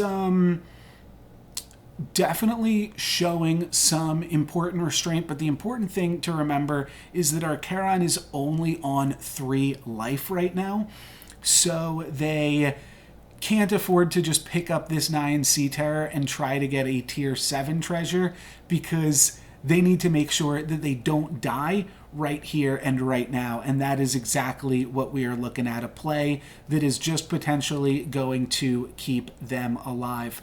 Will it be enough against Agamemnon to stay alive? Of that, I am not sure. I'll try to figure out which or what divination was playing so that we can watch them as our lobby leader. I guess it doesn't matter because I just click on their names, right? So Agamemnon is going to take out Holy Archeron, and we can either watch the person that just beat them, or let's take a look at our first place Brave Princess, who's playing a pretty similar comp to the Merlin. Both players rocking the Ring of Meteors. However, we are seeing Cursed King here leading the lobby. So an interesting choice to pick up.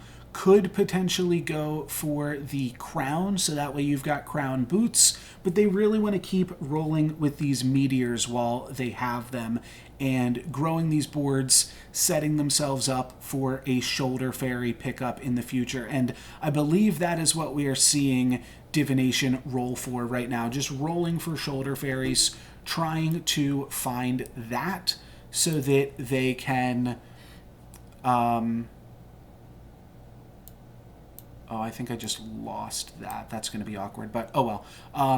Trying to find the shoulder fairies so that they can really start popping off. And that is where this Merlin potentially has a bigger advantage, is that the Merlin already had 1 or 2 shoulder fairies. So that could be really good for them. That was Agamemnon, however you pronounce your name, apologies. But the shoulder fairies there are going to really be able to help them win some combats. We see Hatball plus Boots, both players here battling with Boots, but a Sphinx with Ball, you'd think pretty strong, and they are decently strong, but actually going to win this fight with 1 HP, taking out lobby leader Divination. So that is just the power of the Sphinx, but now it'll be interesting to see what they can do with that Hat Ball.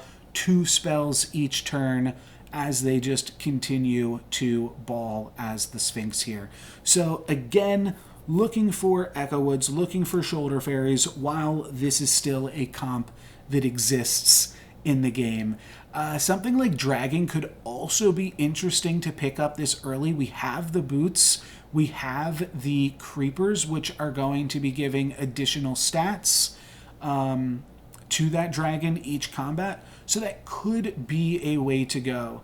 We could also now see a forked Shrivel, but I don't think that Kuyashi really cares. Or why am I saying Kuyashi? This is Divination. I don't think that Divination really cares too much about Shrink spelling. I think that they mostly cast the potion to satisfy the Cursed King, because you do have to cast a spell each turn. And then they wind up also playing the Spinning Gold. I feel like you have to be decently confident being the lobby leader playing against the person that is in last place. But there's a reason that Divine is still hanging on in this game. That is because they found a Black Prism. They've got Black Prism and these pair of Aeons, but I'm not sure that is going to be enough, because this board from Div is just way too big. So that is going to take out Divine and bring Divination into a solid top 4 finish here, now grabbing the 4 gold. But now they've got to play up against the Geppetto. So I think this is where we might see a little bit of a change of course, and we might see a combat spell come out from the Cursed King, from Divination. So, yeah, just because this board is, or this opponent is expectedly so much stronger.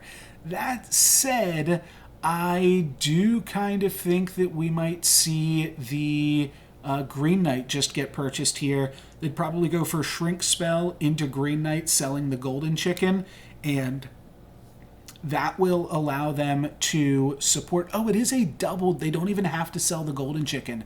They can just purchase and sell this Baby Root and Lonely Prince. Looks like they missed the same thing that we almost did there. So they will just be able to buy this and even afford a roll. And then it is about how you can get in this Ashwood Elm and how you can get in the Green Knight. And this looks pretty fantastic from them here. Still going to prioritize, and I think this is right, you want to prioritize growing the Ashwood Elm as much as possible, and by putting the Green Knight on it, you even make sure that you're going to be able to kill anything that your opponent has got working. So Dragon's going to get some decent hits here, but Sigismundo is large. With Hat and Fork, no ball though, they are lacking a little bit, and this combat is going to be super close. It's actually going to be the Ring of Rage, I guess, plus the Geppetto bonus, going to be enough to take out Divination, but that was a close one. Top 3 now for Divination with Cursed King, Geppetto, and then the trusty Sphinx. Let's see, will we pick up anything good here? This looks like a pretty clear skip. Could consider for glory against the ghost. That is what they are going to go for. Hercules, also not the worst thing in the world, but we also have some really good units that we are still yet to find.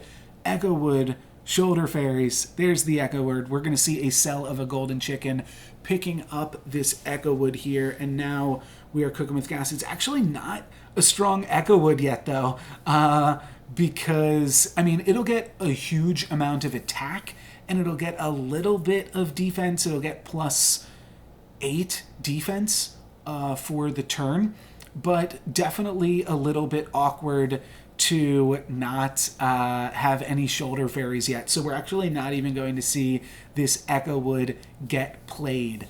And I think they will be playing up against the Merlin Ghost right now, and that will fill in some holes for Divination as far as why they have not received any Shoulder Fairies up until this point, because yeah, this Merlin has an upgraded Shoulder Fairies. They also were able to pick up an Excalibur before leaving the lobby, but I think that Divination is still going to have a reasonable time here. Actually, avoiding that ranged unit means that we're going to see a tie to the Ghost. Very close. We could have seen a loss on that 50-50 if that combat just went slightly differently. But that is going to be good enough for now. Now we see a Shoulder Fairy pickup.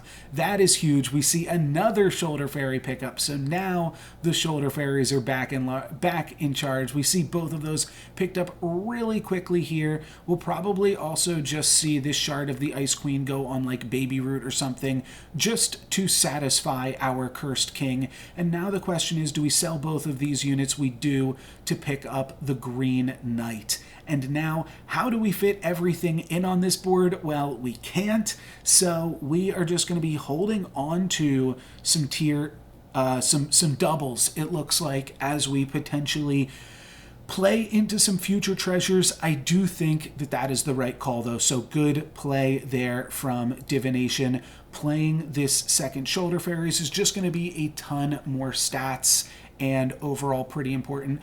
I also do think you could swap the position of the Heartwood Elder and the Happy Little Tree. Just getting more health on the Happy Little Tree is more health on everything.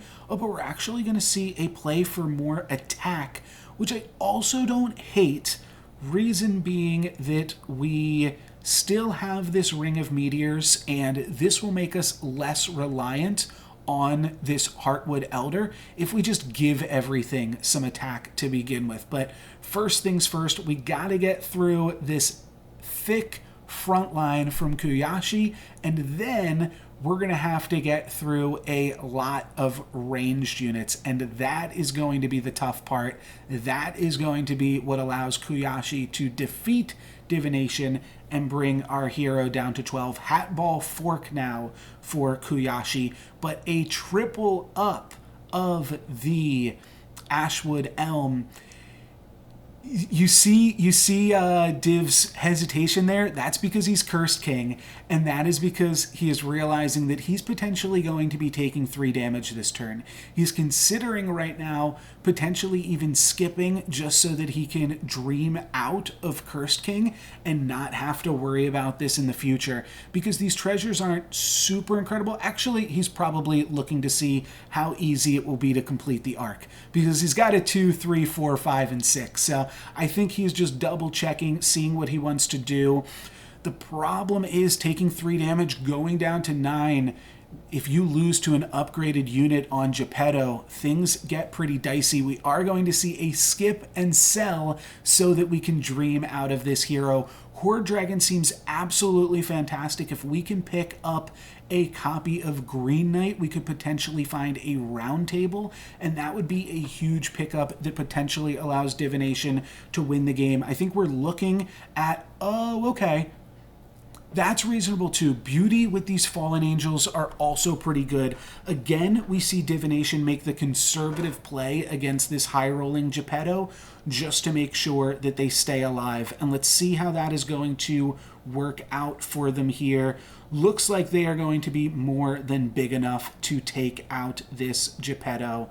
Not kill them by any means. Sigismundo is still going to be alive, but Divination is not going to lose. Divination is going to stay alive. It's going to be a close one, but this Echo Wood is just rather large. So Sigismundo gets hit for 10, down to 21, and now we're up against the Ghost again. So we are potentially back to looking for Green Knights. Definitely want to find some Shoulder Fairies and Echo Woods still too. So a few more rolls. We don't have to worry about casting spells anymore.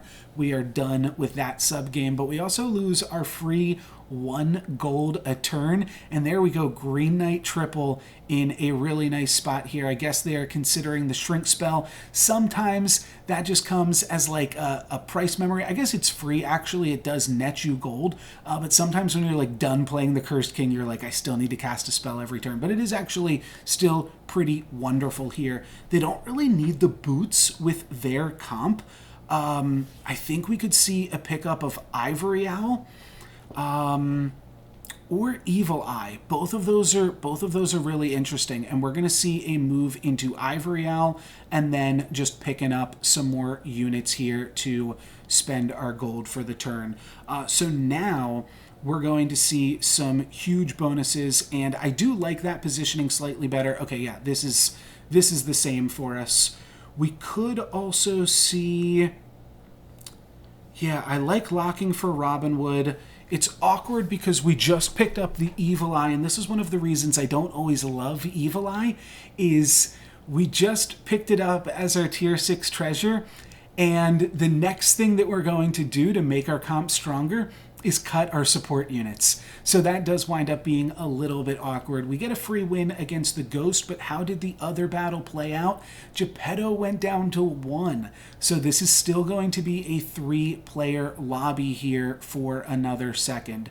We will definitely see the Robinwood pickup, and it is a good pickup, but what do we cut for it? How do we get Robinwood into this comp? That's the question, and the answer is we triple our shoulder fairies. So pretty wonderful to be able to do that.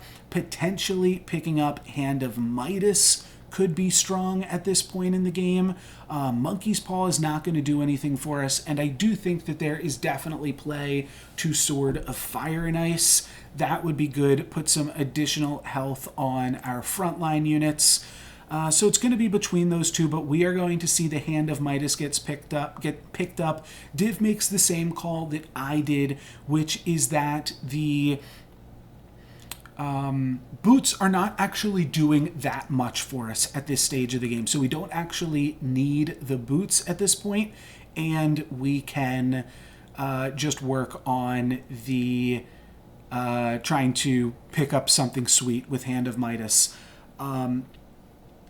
I do think it's interesting to not backline the Robinwood, especially as we've now lost our boots, but either way can kind of work fine. We're going to see a huge shoulder fairies now and a huge Echo Wood, I think into like the 500s at this point. No, 300s. Okay.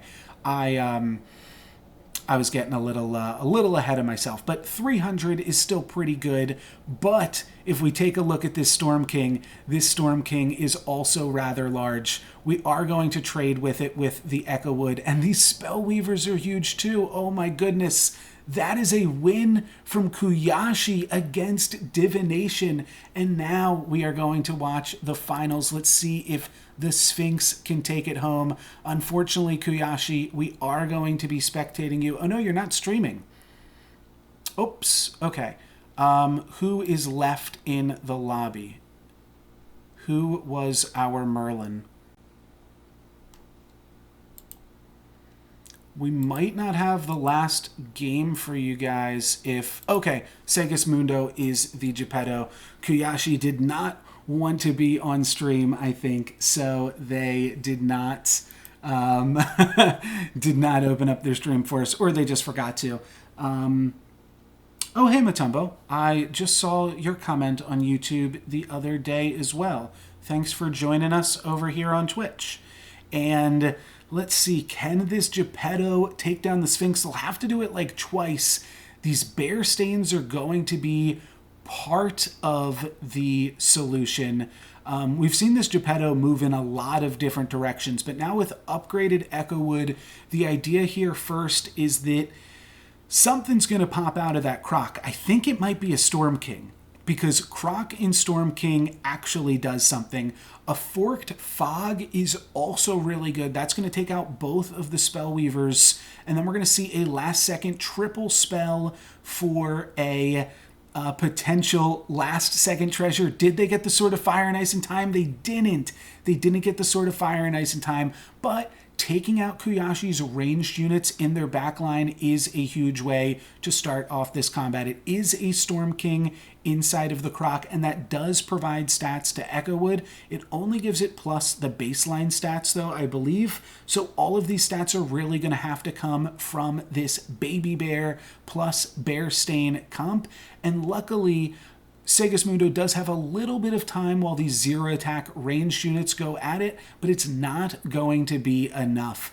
Kuyashi's Hat, Ball, Fork, Sphinx, now Hat, Ball, Wand, Sphinx is going to be enough to clean up the lobby and earn them a first place finish. So let's update the spreadsheet. That is Kuyashi with a first, Segismundo with a second, Div with a third. So some of those more consistent players falling off a little bit this time. Agamon, third, fourth. Really good finishes on the day. Divination, also really good finishes on the day. It'd be interesting to see just the points from today's games as well, of which I have earned like 0. We're going to see a...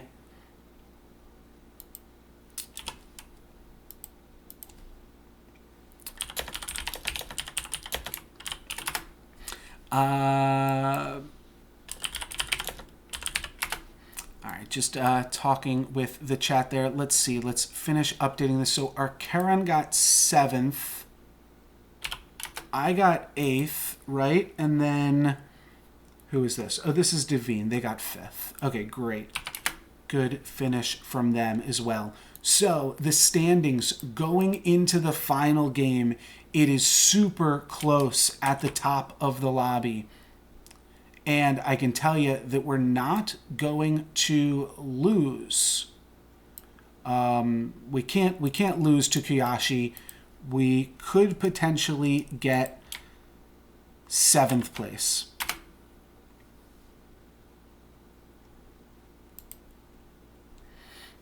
Divination said I was throwing the last fight there with the frontline Robin, so they do agree with that. Divination has played so well today and throughout the course of the league. Definitely cannot fault them. It does look like Divination has enough points that their lead is going to be secured. I almost don't even want to play. I just want to drop out early and continue doing the coverage. But I am going to still see what is going on with this lobby. I'm sorry, my sentences aren't making any sense. I'm still going to try to win. Anybody can still win. This is a lot of fun. I'm excited to see how this wraps up. So this is going to be the last game of the Brave Princess Questing League. Maybe we'll do this again in some other capacity, maybe with some different competitors. It has been a pleasure playing with all of these people. I'm going to say it's been a pleasure. Let's make the last one a fun one too.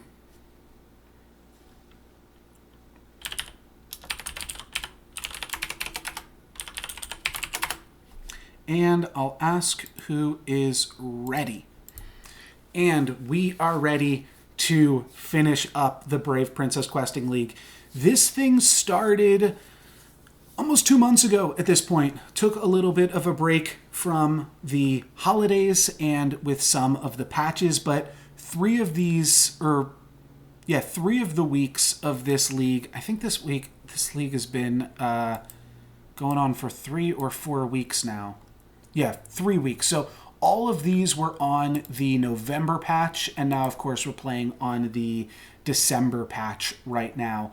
But this has been a lot of fun. It is a really, really close race, and we are off to the races here with our last game. Getting into it, and let's see, how are we going to finish things off?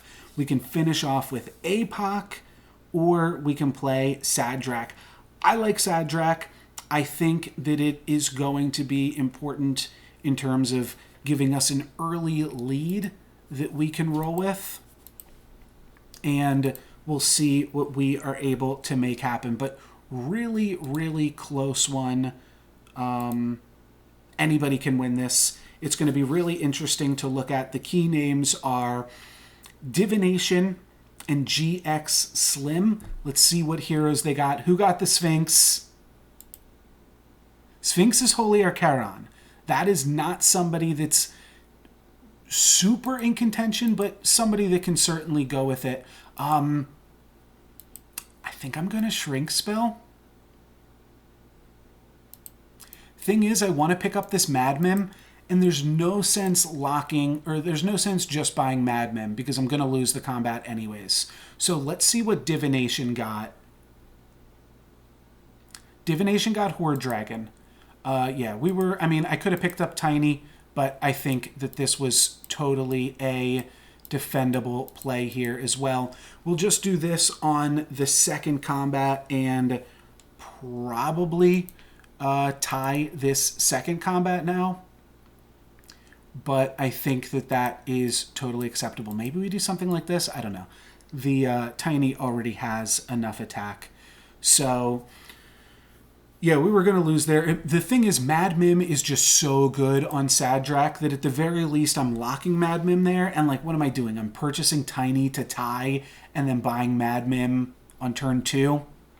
It's not super exciting. So I think that this is worth the damage that we took. Though we did take extra damage because we were up against Gwen, and we're going to take some damage, unfortunately, because of a black cat sneaking through. So we're down to 32 already, and hopefully we can turn some things around. Shrink Spell seems fine again, especially when there is a chicken in the lobby and when we are growing our Wizard's Familiar. So I'll buy and sell chicken and then purchase everything else. And then what can we do from there? Kind of like this. Not sure which of these options is actually better, though. Maybe I do just want to keep slaying with the Wizard's Familiar. I kind of want to diversify, and I feel like the Bad Billy is going to be good enough. How does that look? Oh, yeah, that looks better. Okay, I like this a lot. Supporting with the Mad Mim on our position 1 unit and then giving the Wizard's Familiar a little bit more health could potentially allow us to win this fight here as well. We do get the Slay. We get a nice positive battle there, and we're going to lose to Egg. So there we go. We are taking 4 more damage now, down to 28. Doing a good job to Spectator's Curse myself. Maybe that's how we'll put it. Shadow Assassin I like a lot. Then we also have the option between 2 different Slay units. I like both of them. I really like Ogre Princess, though, on Sad Drac. I'd have to sell something in order to pick up. Could also just put the Shadow Assassin right now into slot 1. I think we're going to go with this.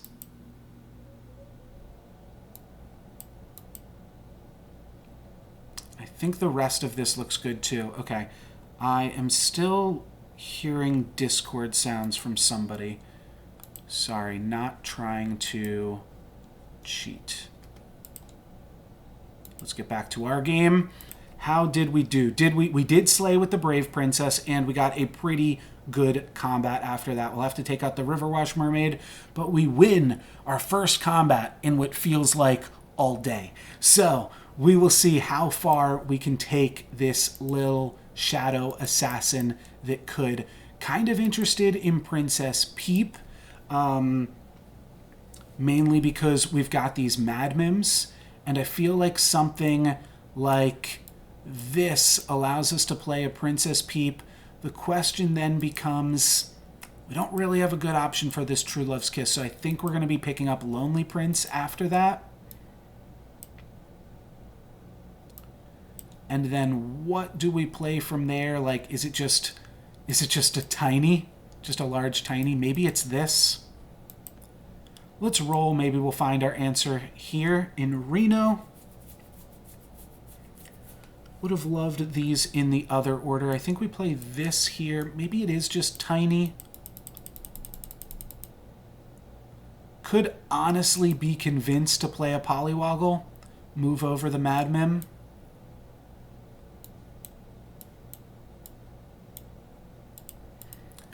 This is fine. Princess Peep plus double Mad Mim I think might still be good enough, and this allows us to potentially get a big high roll here with the Polywoggle. Maybe should have locked the Mix-a-Wizzle with this Polywoggle play, but we're not going to get the Polywoggle. We are going to get the full front line of Peeps, though, so that is pretty strong and going to make it so that we win this one. It was actually close. If the donkey had attacked into the sheep, we could have potentially lost, but we're going to get an extra gold for free off Kuyashi. We're going to get an upgrade on Mad Mim, so that is really good. We're going to get a pair of Shadow Assassins as well. I like the monster manual because we are playing some monsters, so let's do that. The question now becomes, do we want to buy some XP? I don't think so. Though it does allow our Polywoggle to turn into a 5. You know what? Let's do it. So now our Polywoggle will turn into a 5, and is that enough to just say, let's make sure we slay with Polywoggle? I think so. I think this could be sweet.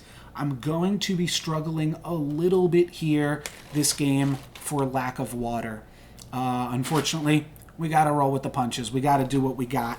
I think we're in this one for a decent haul right now. Could decide to not play the Peep and instead play the Ogre Princess in a different position, but I think that this is good. Like, we could play this in the front line. I don't know. I like what we got. I like what we got. We're going to at least open up slot 1 for these sheep to fall into, and that is hopefully good enough. Show me Baba Yaga. Dang. Dang, we missed. Okay. Well, we get another attack. We don't get the Ogre Princess in, so that's a little bit annoying. But the combat RNG isn't totally against us right now. We will just have to dodge that exact hit. That was the one thing that I didn't want to happen. But we're going to escape this fight without taking too much damage. And honestly, both of our Shadow Assassins dying winds up making this not the absolute worst thing in the world. Grimsoul plus Polywoggle, always going to be interesting. Might even cut the Polywoggle for a second. Play something like this. This will give us the potential to double buy with Ogre Princess. Have to think on that one for a second. Another Grimsoul. That's going to be quite interesting. A second Grimsoul is when you really have to start looking at some interesting scenarios like this one. And I think we should pay for Luna's Grace just for a temporary bonus. I don't care about either of these things, but there's potentially some tier 3 treasures that we like. And we'll be playing the Polywoggle eventually. Hopefully, if this Shadow Assassin can get the ball rolling, if it can start to slay, then we can really get ahead on this lobby. We're going to miss the slay, but then we're going to get some other slays as my opponent attacks with their stag, and our Shadow Assassin just barely stays alive there. So does the Peep, which is a little bit awkward, but the Peep plus this Mad Mim is going to mean a ton of stats. Ogre Princess is going to get its slay as well, and then we're going to win this fight. So that's all we need. We don't need a big win, we just need a win. We're getting one free thing from the Ogre Princess, and now we're going to look for Polywoggles here. So let's complete this, grab a tier 4 treasure. Deck of Many Things is good, so is Moonsonghorn, especially when I know I'm going to be casting a spell, and it is stats right now too. Let's take the Polywoggle, let's the end our doubly. I would love to find an upgrade for Polywoggle right now. We're not going to be fortunate enough to get that, but I think what we do is something... Oh, this is tough. This is really tough. We just cannot fit everything that we want to on the board. Okay, I like this as an idea. So now what we are doing is we are playing this Ogre Princess, so now that can potentially slay and then die, and then the Grim Soul will have no choice but to trigger onto the Polywoggle. The other play here is to just not play the Polywoggle this turn, roll for the triple on it on the next, but I don't think I mind playing this same board again next turn and not getting the upgrade off Polywoggle, but it's close. It's close, and maybe we just miss on it anyways. They attack into the Grim Soul while we still have a full board. So how are they looking? They're doing pretty good. They went Monster Book after upgrading that. Are we going to get this on the Polywoggle? We do, and we get a Robin Wood. Robin Wood is going to pump up the Mad Mim and just be a reasonable ranged unit for us. Don't love it, don't hate it. Can we get through this Wizard's Familiar? Can our ranged units do some work? We also need to clear their ranged units. Looks like we're going to be taking 5. Not too bad, all things considered. And when all of my units die, it just means that they all continue to grow. We've got a Court Wizard. Don't love it. Don't love additional Court Wizards either. Sirens are interesting. I'd love another Shadow Assassin into Bad Moon. We'll definitely be taking Polywoggle. Maybe we're just rolling for Polywoggle at this point. Another Grim Soul, kind of silly. Let's do this. Alright, awesome. Let's take this. Will we take the treasure? No, we're going to skip the treasure, and I think we're going to True Love's Kiss this Robin Wood, try to find a different 6. That's a 6. I also really want this to happen now.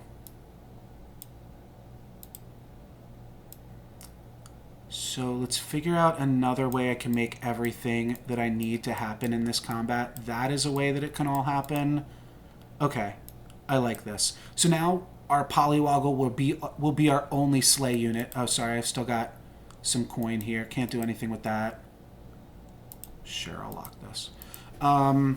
So we're going to be getting an upgraded Tier 6 unit. We've got the Hercules to potentially grab another Tier 6 unit. What do we get? Another Robin Wood. All right.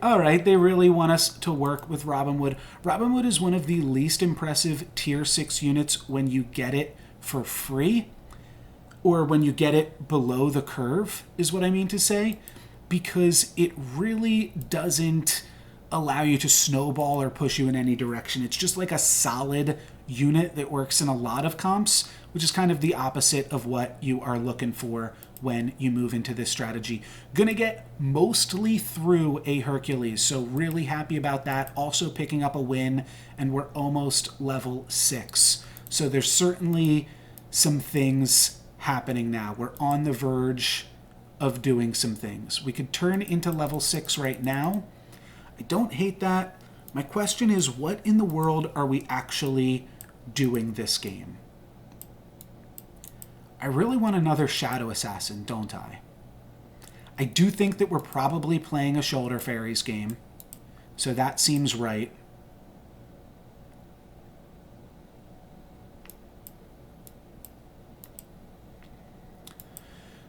Okay.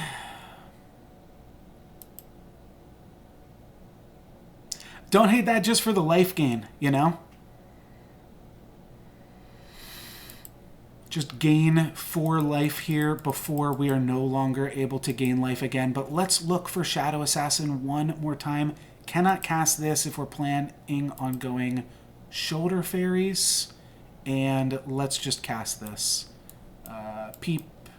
Should have sold the pig, but probably will not matter too much. Let's move up Hercules as well.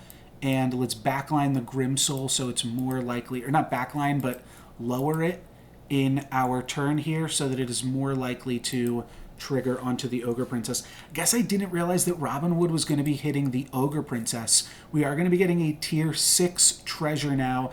That can honestly provide us with a lot of direction because we don't actually have direction yet. Dragon is great on this board. We are going to be taking out Divination here, going for that number 1 spot. We're still trying to win, even though we are totally out of it. What is our Tier 6 treasure? Singing Sword is really good with Sad Drac. So is Spear. Have to think about this one. Singing Sword is just going to be better. Let's take Singing Sword or Sad Drac. Let's purchase this just for Econ, and now we're really looking for Dragon. We can triple a Puff Puff. Not really. We can triple Ogre Princess. Yes, really. Can we do both of these things? We can. So let's sell this. Let's triple up on Ogre Princess, find a Bad Moon, toss the Moon Song Horn. We miss. Okay, that's fine. Then we play Echo Wood. This is pretty tempting right now.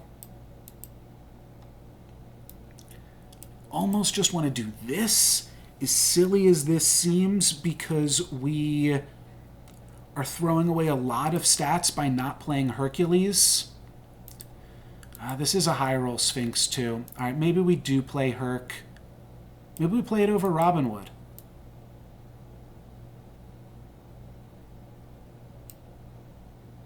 And play this.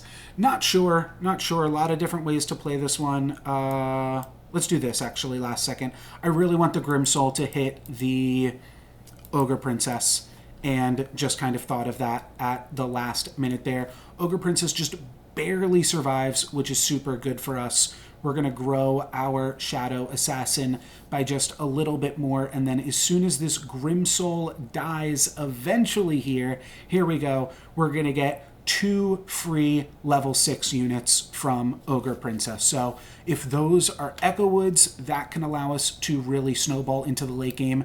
Turns out we get a pair of Ashwood Elms. So we're pivoting into trees. Let's sell off these. We have to decide if we want to pick up the Heartwood Elder. And honestly, I just don't think we've got the space for it. I'm also not convinced that we're going to play trees this turn, because there's so many other options. Now we've got Baba Yaga feeding us too. This is really tough. I also like Green Knight. I want to pick up some more 6s because I think we are going to play Ogre Princess for one more turn. Yeah, let's roll for 6s because we're doing Ogre Princess stuff. I love this. Let's pick up the healing potion. Have to figure out how to purchase this Echo Wood right now. I think the answer is going to be that we're no longer going to play Shadow Assassins pretty soon. We're no longer going to play Shadow Assassins starting right now. I don't even want it here. I want to just make sure that this is what happens. But we need to play the Shadow Assassin, so we might as well run it in this frontline spot. And then we'll try to get the Grimsoul to die later on, so that way the Ogre Princess is more likely to trigger. All of this looks good. We'll change to trees after this fight. So here we go. Hopefully they can take out our Shadow Assassin before they take out our Grimsoul. That is the plan here, or that is the hope. We can't really plan around it. They take out the Grimsoul first. Oh, and they Piggo. They Piggo our Ogre Princess. That's going to deny a huge amount of potential, and it might even lose us the fight here. It's going to tie us the fight against Kuyashi's Bear Ball board. They got some bear balls going on. All right, let's find a triple on one of our 6s. We've got a few different 6s here now. I think we can afford to get a little bit risky for one more turn. Do we TLK the Herc? Why not? Why not? This could be something sweet. All right, 3 big pigs, kind of a miss. We're just going to be cutting that. Would have loved to cast the Knighthood instead, but I'm not going to stick around for the Knighthood. We're going to roll, pick up an Ashwood Elm. This is going to be our new attacking unit. Doubling our support bonuses is good. Wand of Weirding could also be great in the late game. What do we want to do? I think we want to Wand of Weirding. I think we are at that stage of the game. So let's put in Ashwood Elm. Maybe want to do this. Support Ashwood Elm here. Robinwood also goes into all of this very nicely.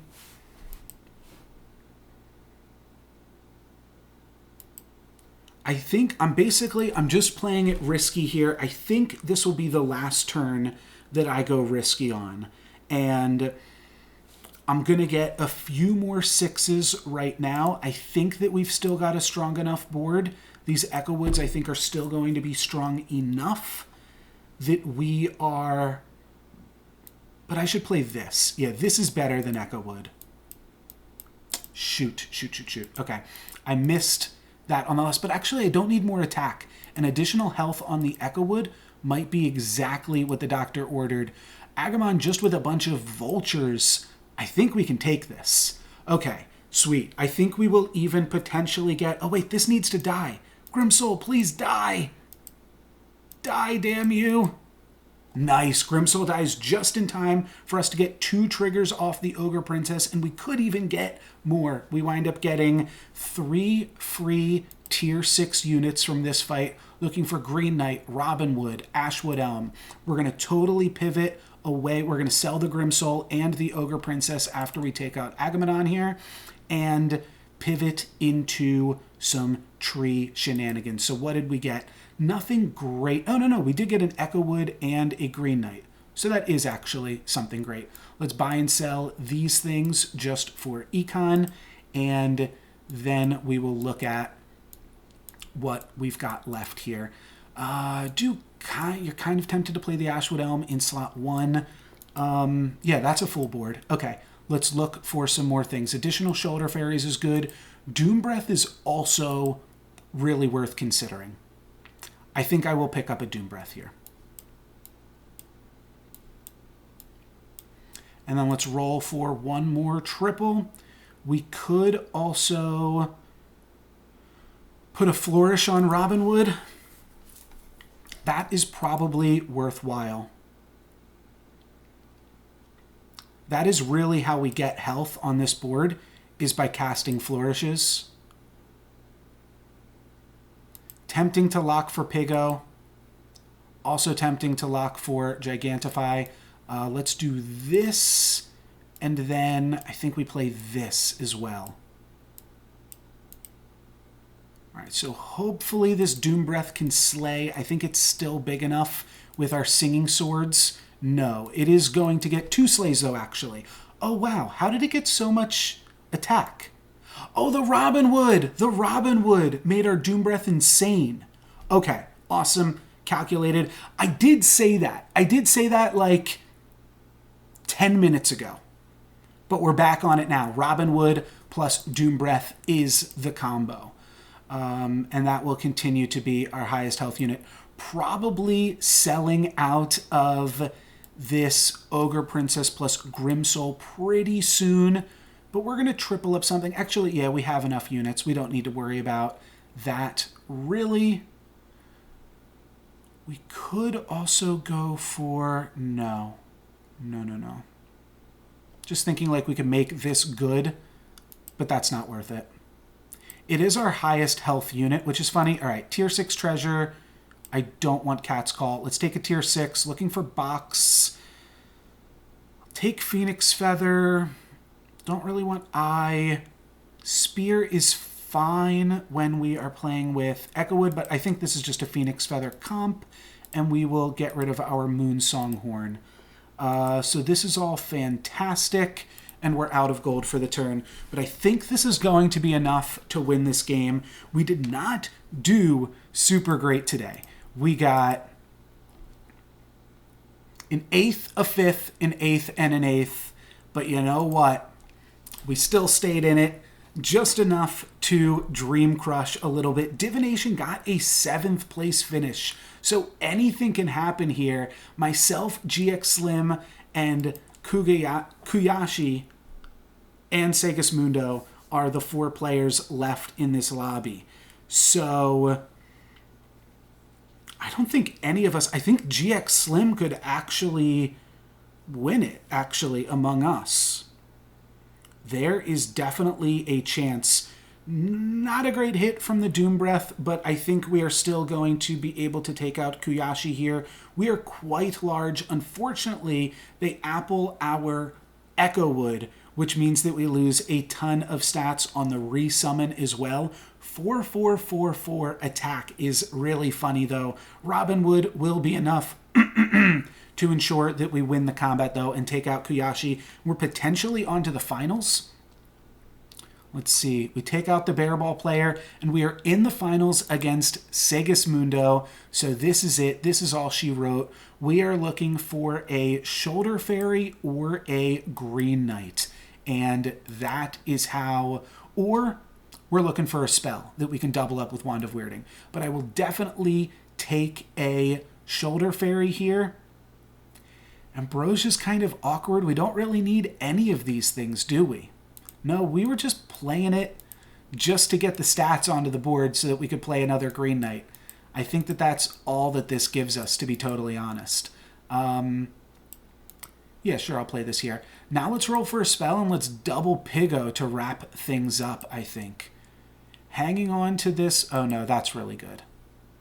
I was going to say we're hanging on to this Grimsoul and Ogre Princess for as long as we can right now, but that time is up. And even, I'm sorry to say it, Ogre Princess, but you are worth 2 health to me. So this is what we got on our potential final combat here. Oh, we are no longer... That's why we're no longer... Oh, yes, we are. Yes, we are. Because this is... Oh, I crashed. My game crashed.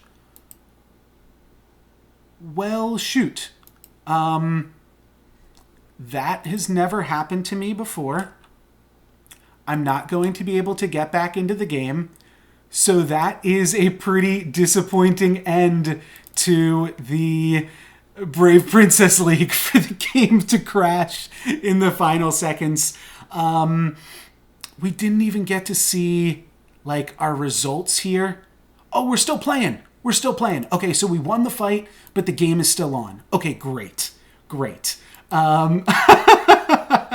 That is really funny. We can grab a tier 6 treasure plus an additional Green Knight and figure that out. I think I'd rather roll for a combat spell, though. So let's keep rolling and see what we can find. Poison Apple. I don't remember what they were playing at all after that. They were definitely spells, right? Oh my gosh. Oh my gosh, that's so silly. Poison Apple seems like it would be good just with Doom Breath. I really can't remember what they were playing. I feel like it's probably good enough, but let's just roll, see what we can't find here. I can throw away this for something. That's not going to be good enough. Oh gosh, so silly. All right, Double Fog. I'm sure that's fine. No clue what they were playing. Let's see how it all works out here and see if we can get that sweet dub. I'm going to support the Echo Wood, I think, just in case that gets scammed. Here is our final battle, an exciting conclusion to the Brave Princess League. They only had 1 ranged unit, but we do fog it nonetheless. We get in with the Doom Breath, kind of a miss, but the fact that we also fogged them means that this combat shouldn't be too big of a problem. Here comes the Echo Wood off the respawn, and Storm King is going to trade in with Shoulder Fairies, and we're going to take out Segismundo and win the final game. So there we go. I will leave this victory screen here on the board while we figure out what the final results are here for this one. Let's pop that in here. So I got a first place finish. Segismundo was second, and Kuyashi was our third place finisher. After that was GX, and then Devine with a 5th. We can see this starting to populate a little bit. 115 for Devine. Really close, 114 for Segismundo. A 6th place finish for Agamon. This league was incredibly, incredibly close. An 8th for Archeron, and winning the league with a 7th place finish in the final game. 117 points for Divination. I will definitely be doing some post or something, trying to congratulate them. Here are the final standings, just in order. We can see how we placed. We tied for 5th place overall. A really, really close finish, a run to the end of the lobby. Divination had some connection issues this game as well and wound up missing a turn. That's probably part of the reason that they got 7th, but it doesn't matter because they are going to be the winner of the Brave Princess Questing League. So congrats to them. I think that's going to be it for me today, but that was a lot of fun. It was definitely bit off a little bit more than I can chew, I think, with trying to do commentary and play and stream and do all of this stuff. But that is only going to make me a better brawler because all of the top players generally are streaming while they are kicking some butt and doing that in the tournaments as well. So I've still got a ways to go. If I can't multitask and be the best player ever while still doing the commentary and stuff. But we did have a fun win, so that was a sweet one. A good way to end the tournament and end the video. Congratulations once again to Divination, and thank you to all of the players with the Brave Princess Questing League for their just sticking with it through patches and through the holidays and through a little bit of the changing of the guard. I'm not going to be running the Questing League in perpetuity, I don't believe, but I at least wanted to let us finish out strong because we put so much time into it already. So definitely thanks to the guys for all agreeing to get together and play. And this was a lot of fun. But that's going to be it for me today, guys. Thank you very much for watching. I'm NoLucksGiven. Peace. I'm going to be giving away a 700 gem bundle at the end of this month, and here's how you can enter for your chance to win. First things first, subscribe to this channel. That won't enter you into the raffle, but you will have to be subscribed to win. In order to enter into the raffle, all you have to do is comment on a Storybook Brawl video, including this one. Every time you comment on a Storybook Brawl video on my channel this month, you'll get a raffle ticket for my January giveaway. If you comment on a video within the first 72 hours of me posting it, then you get 2 raffle tickets. And if you comment on a video within the first 24 hours of me posting it, I'll give you 3 raffle tickets. Might also offer more ways to enter in the future. I don't want to break the economy of this. I want the main way to enter to be commenting. So leave a comment right now. Let me know what you think of the giveaway and of the video. And thanks for watching.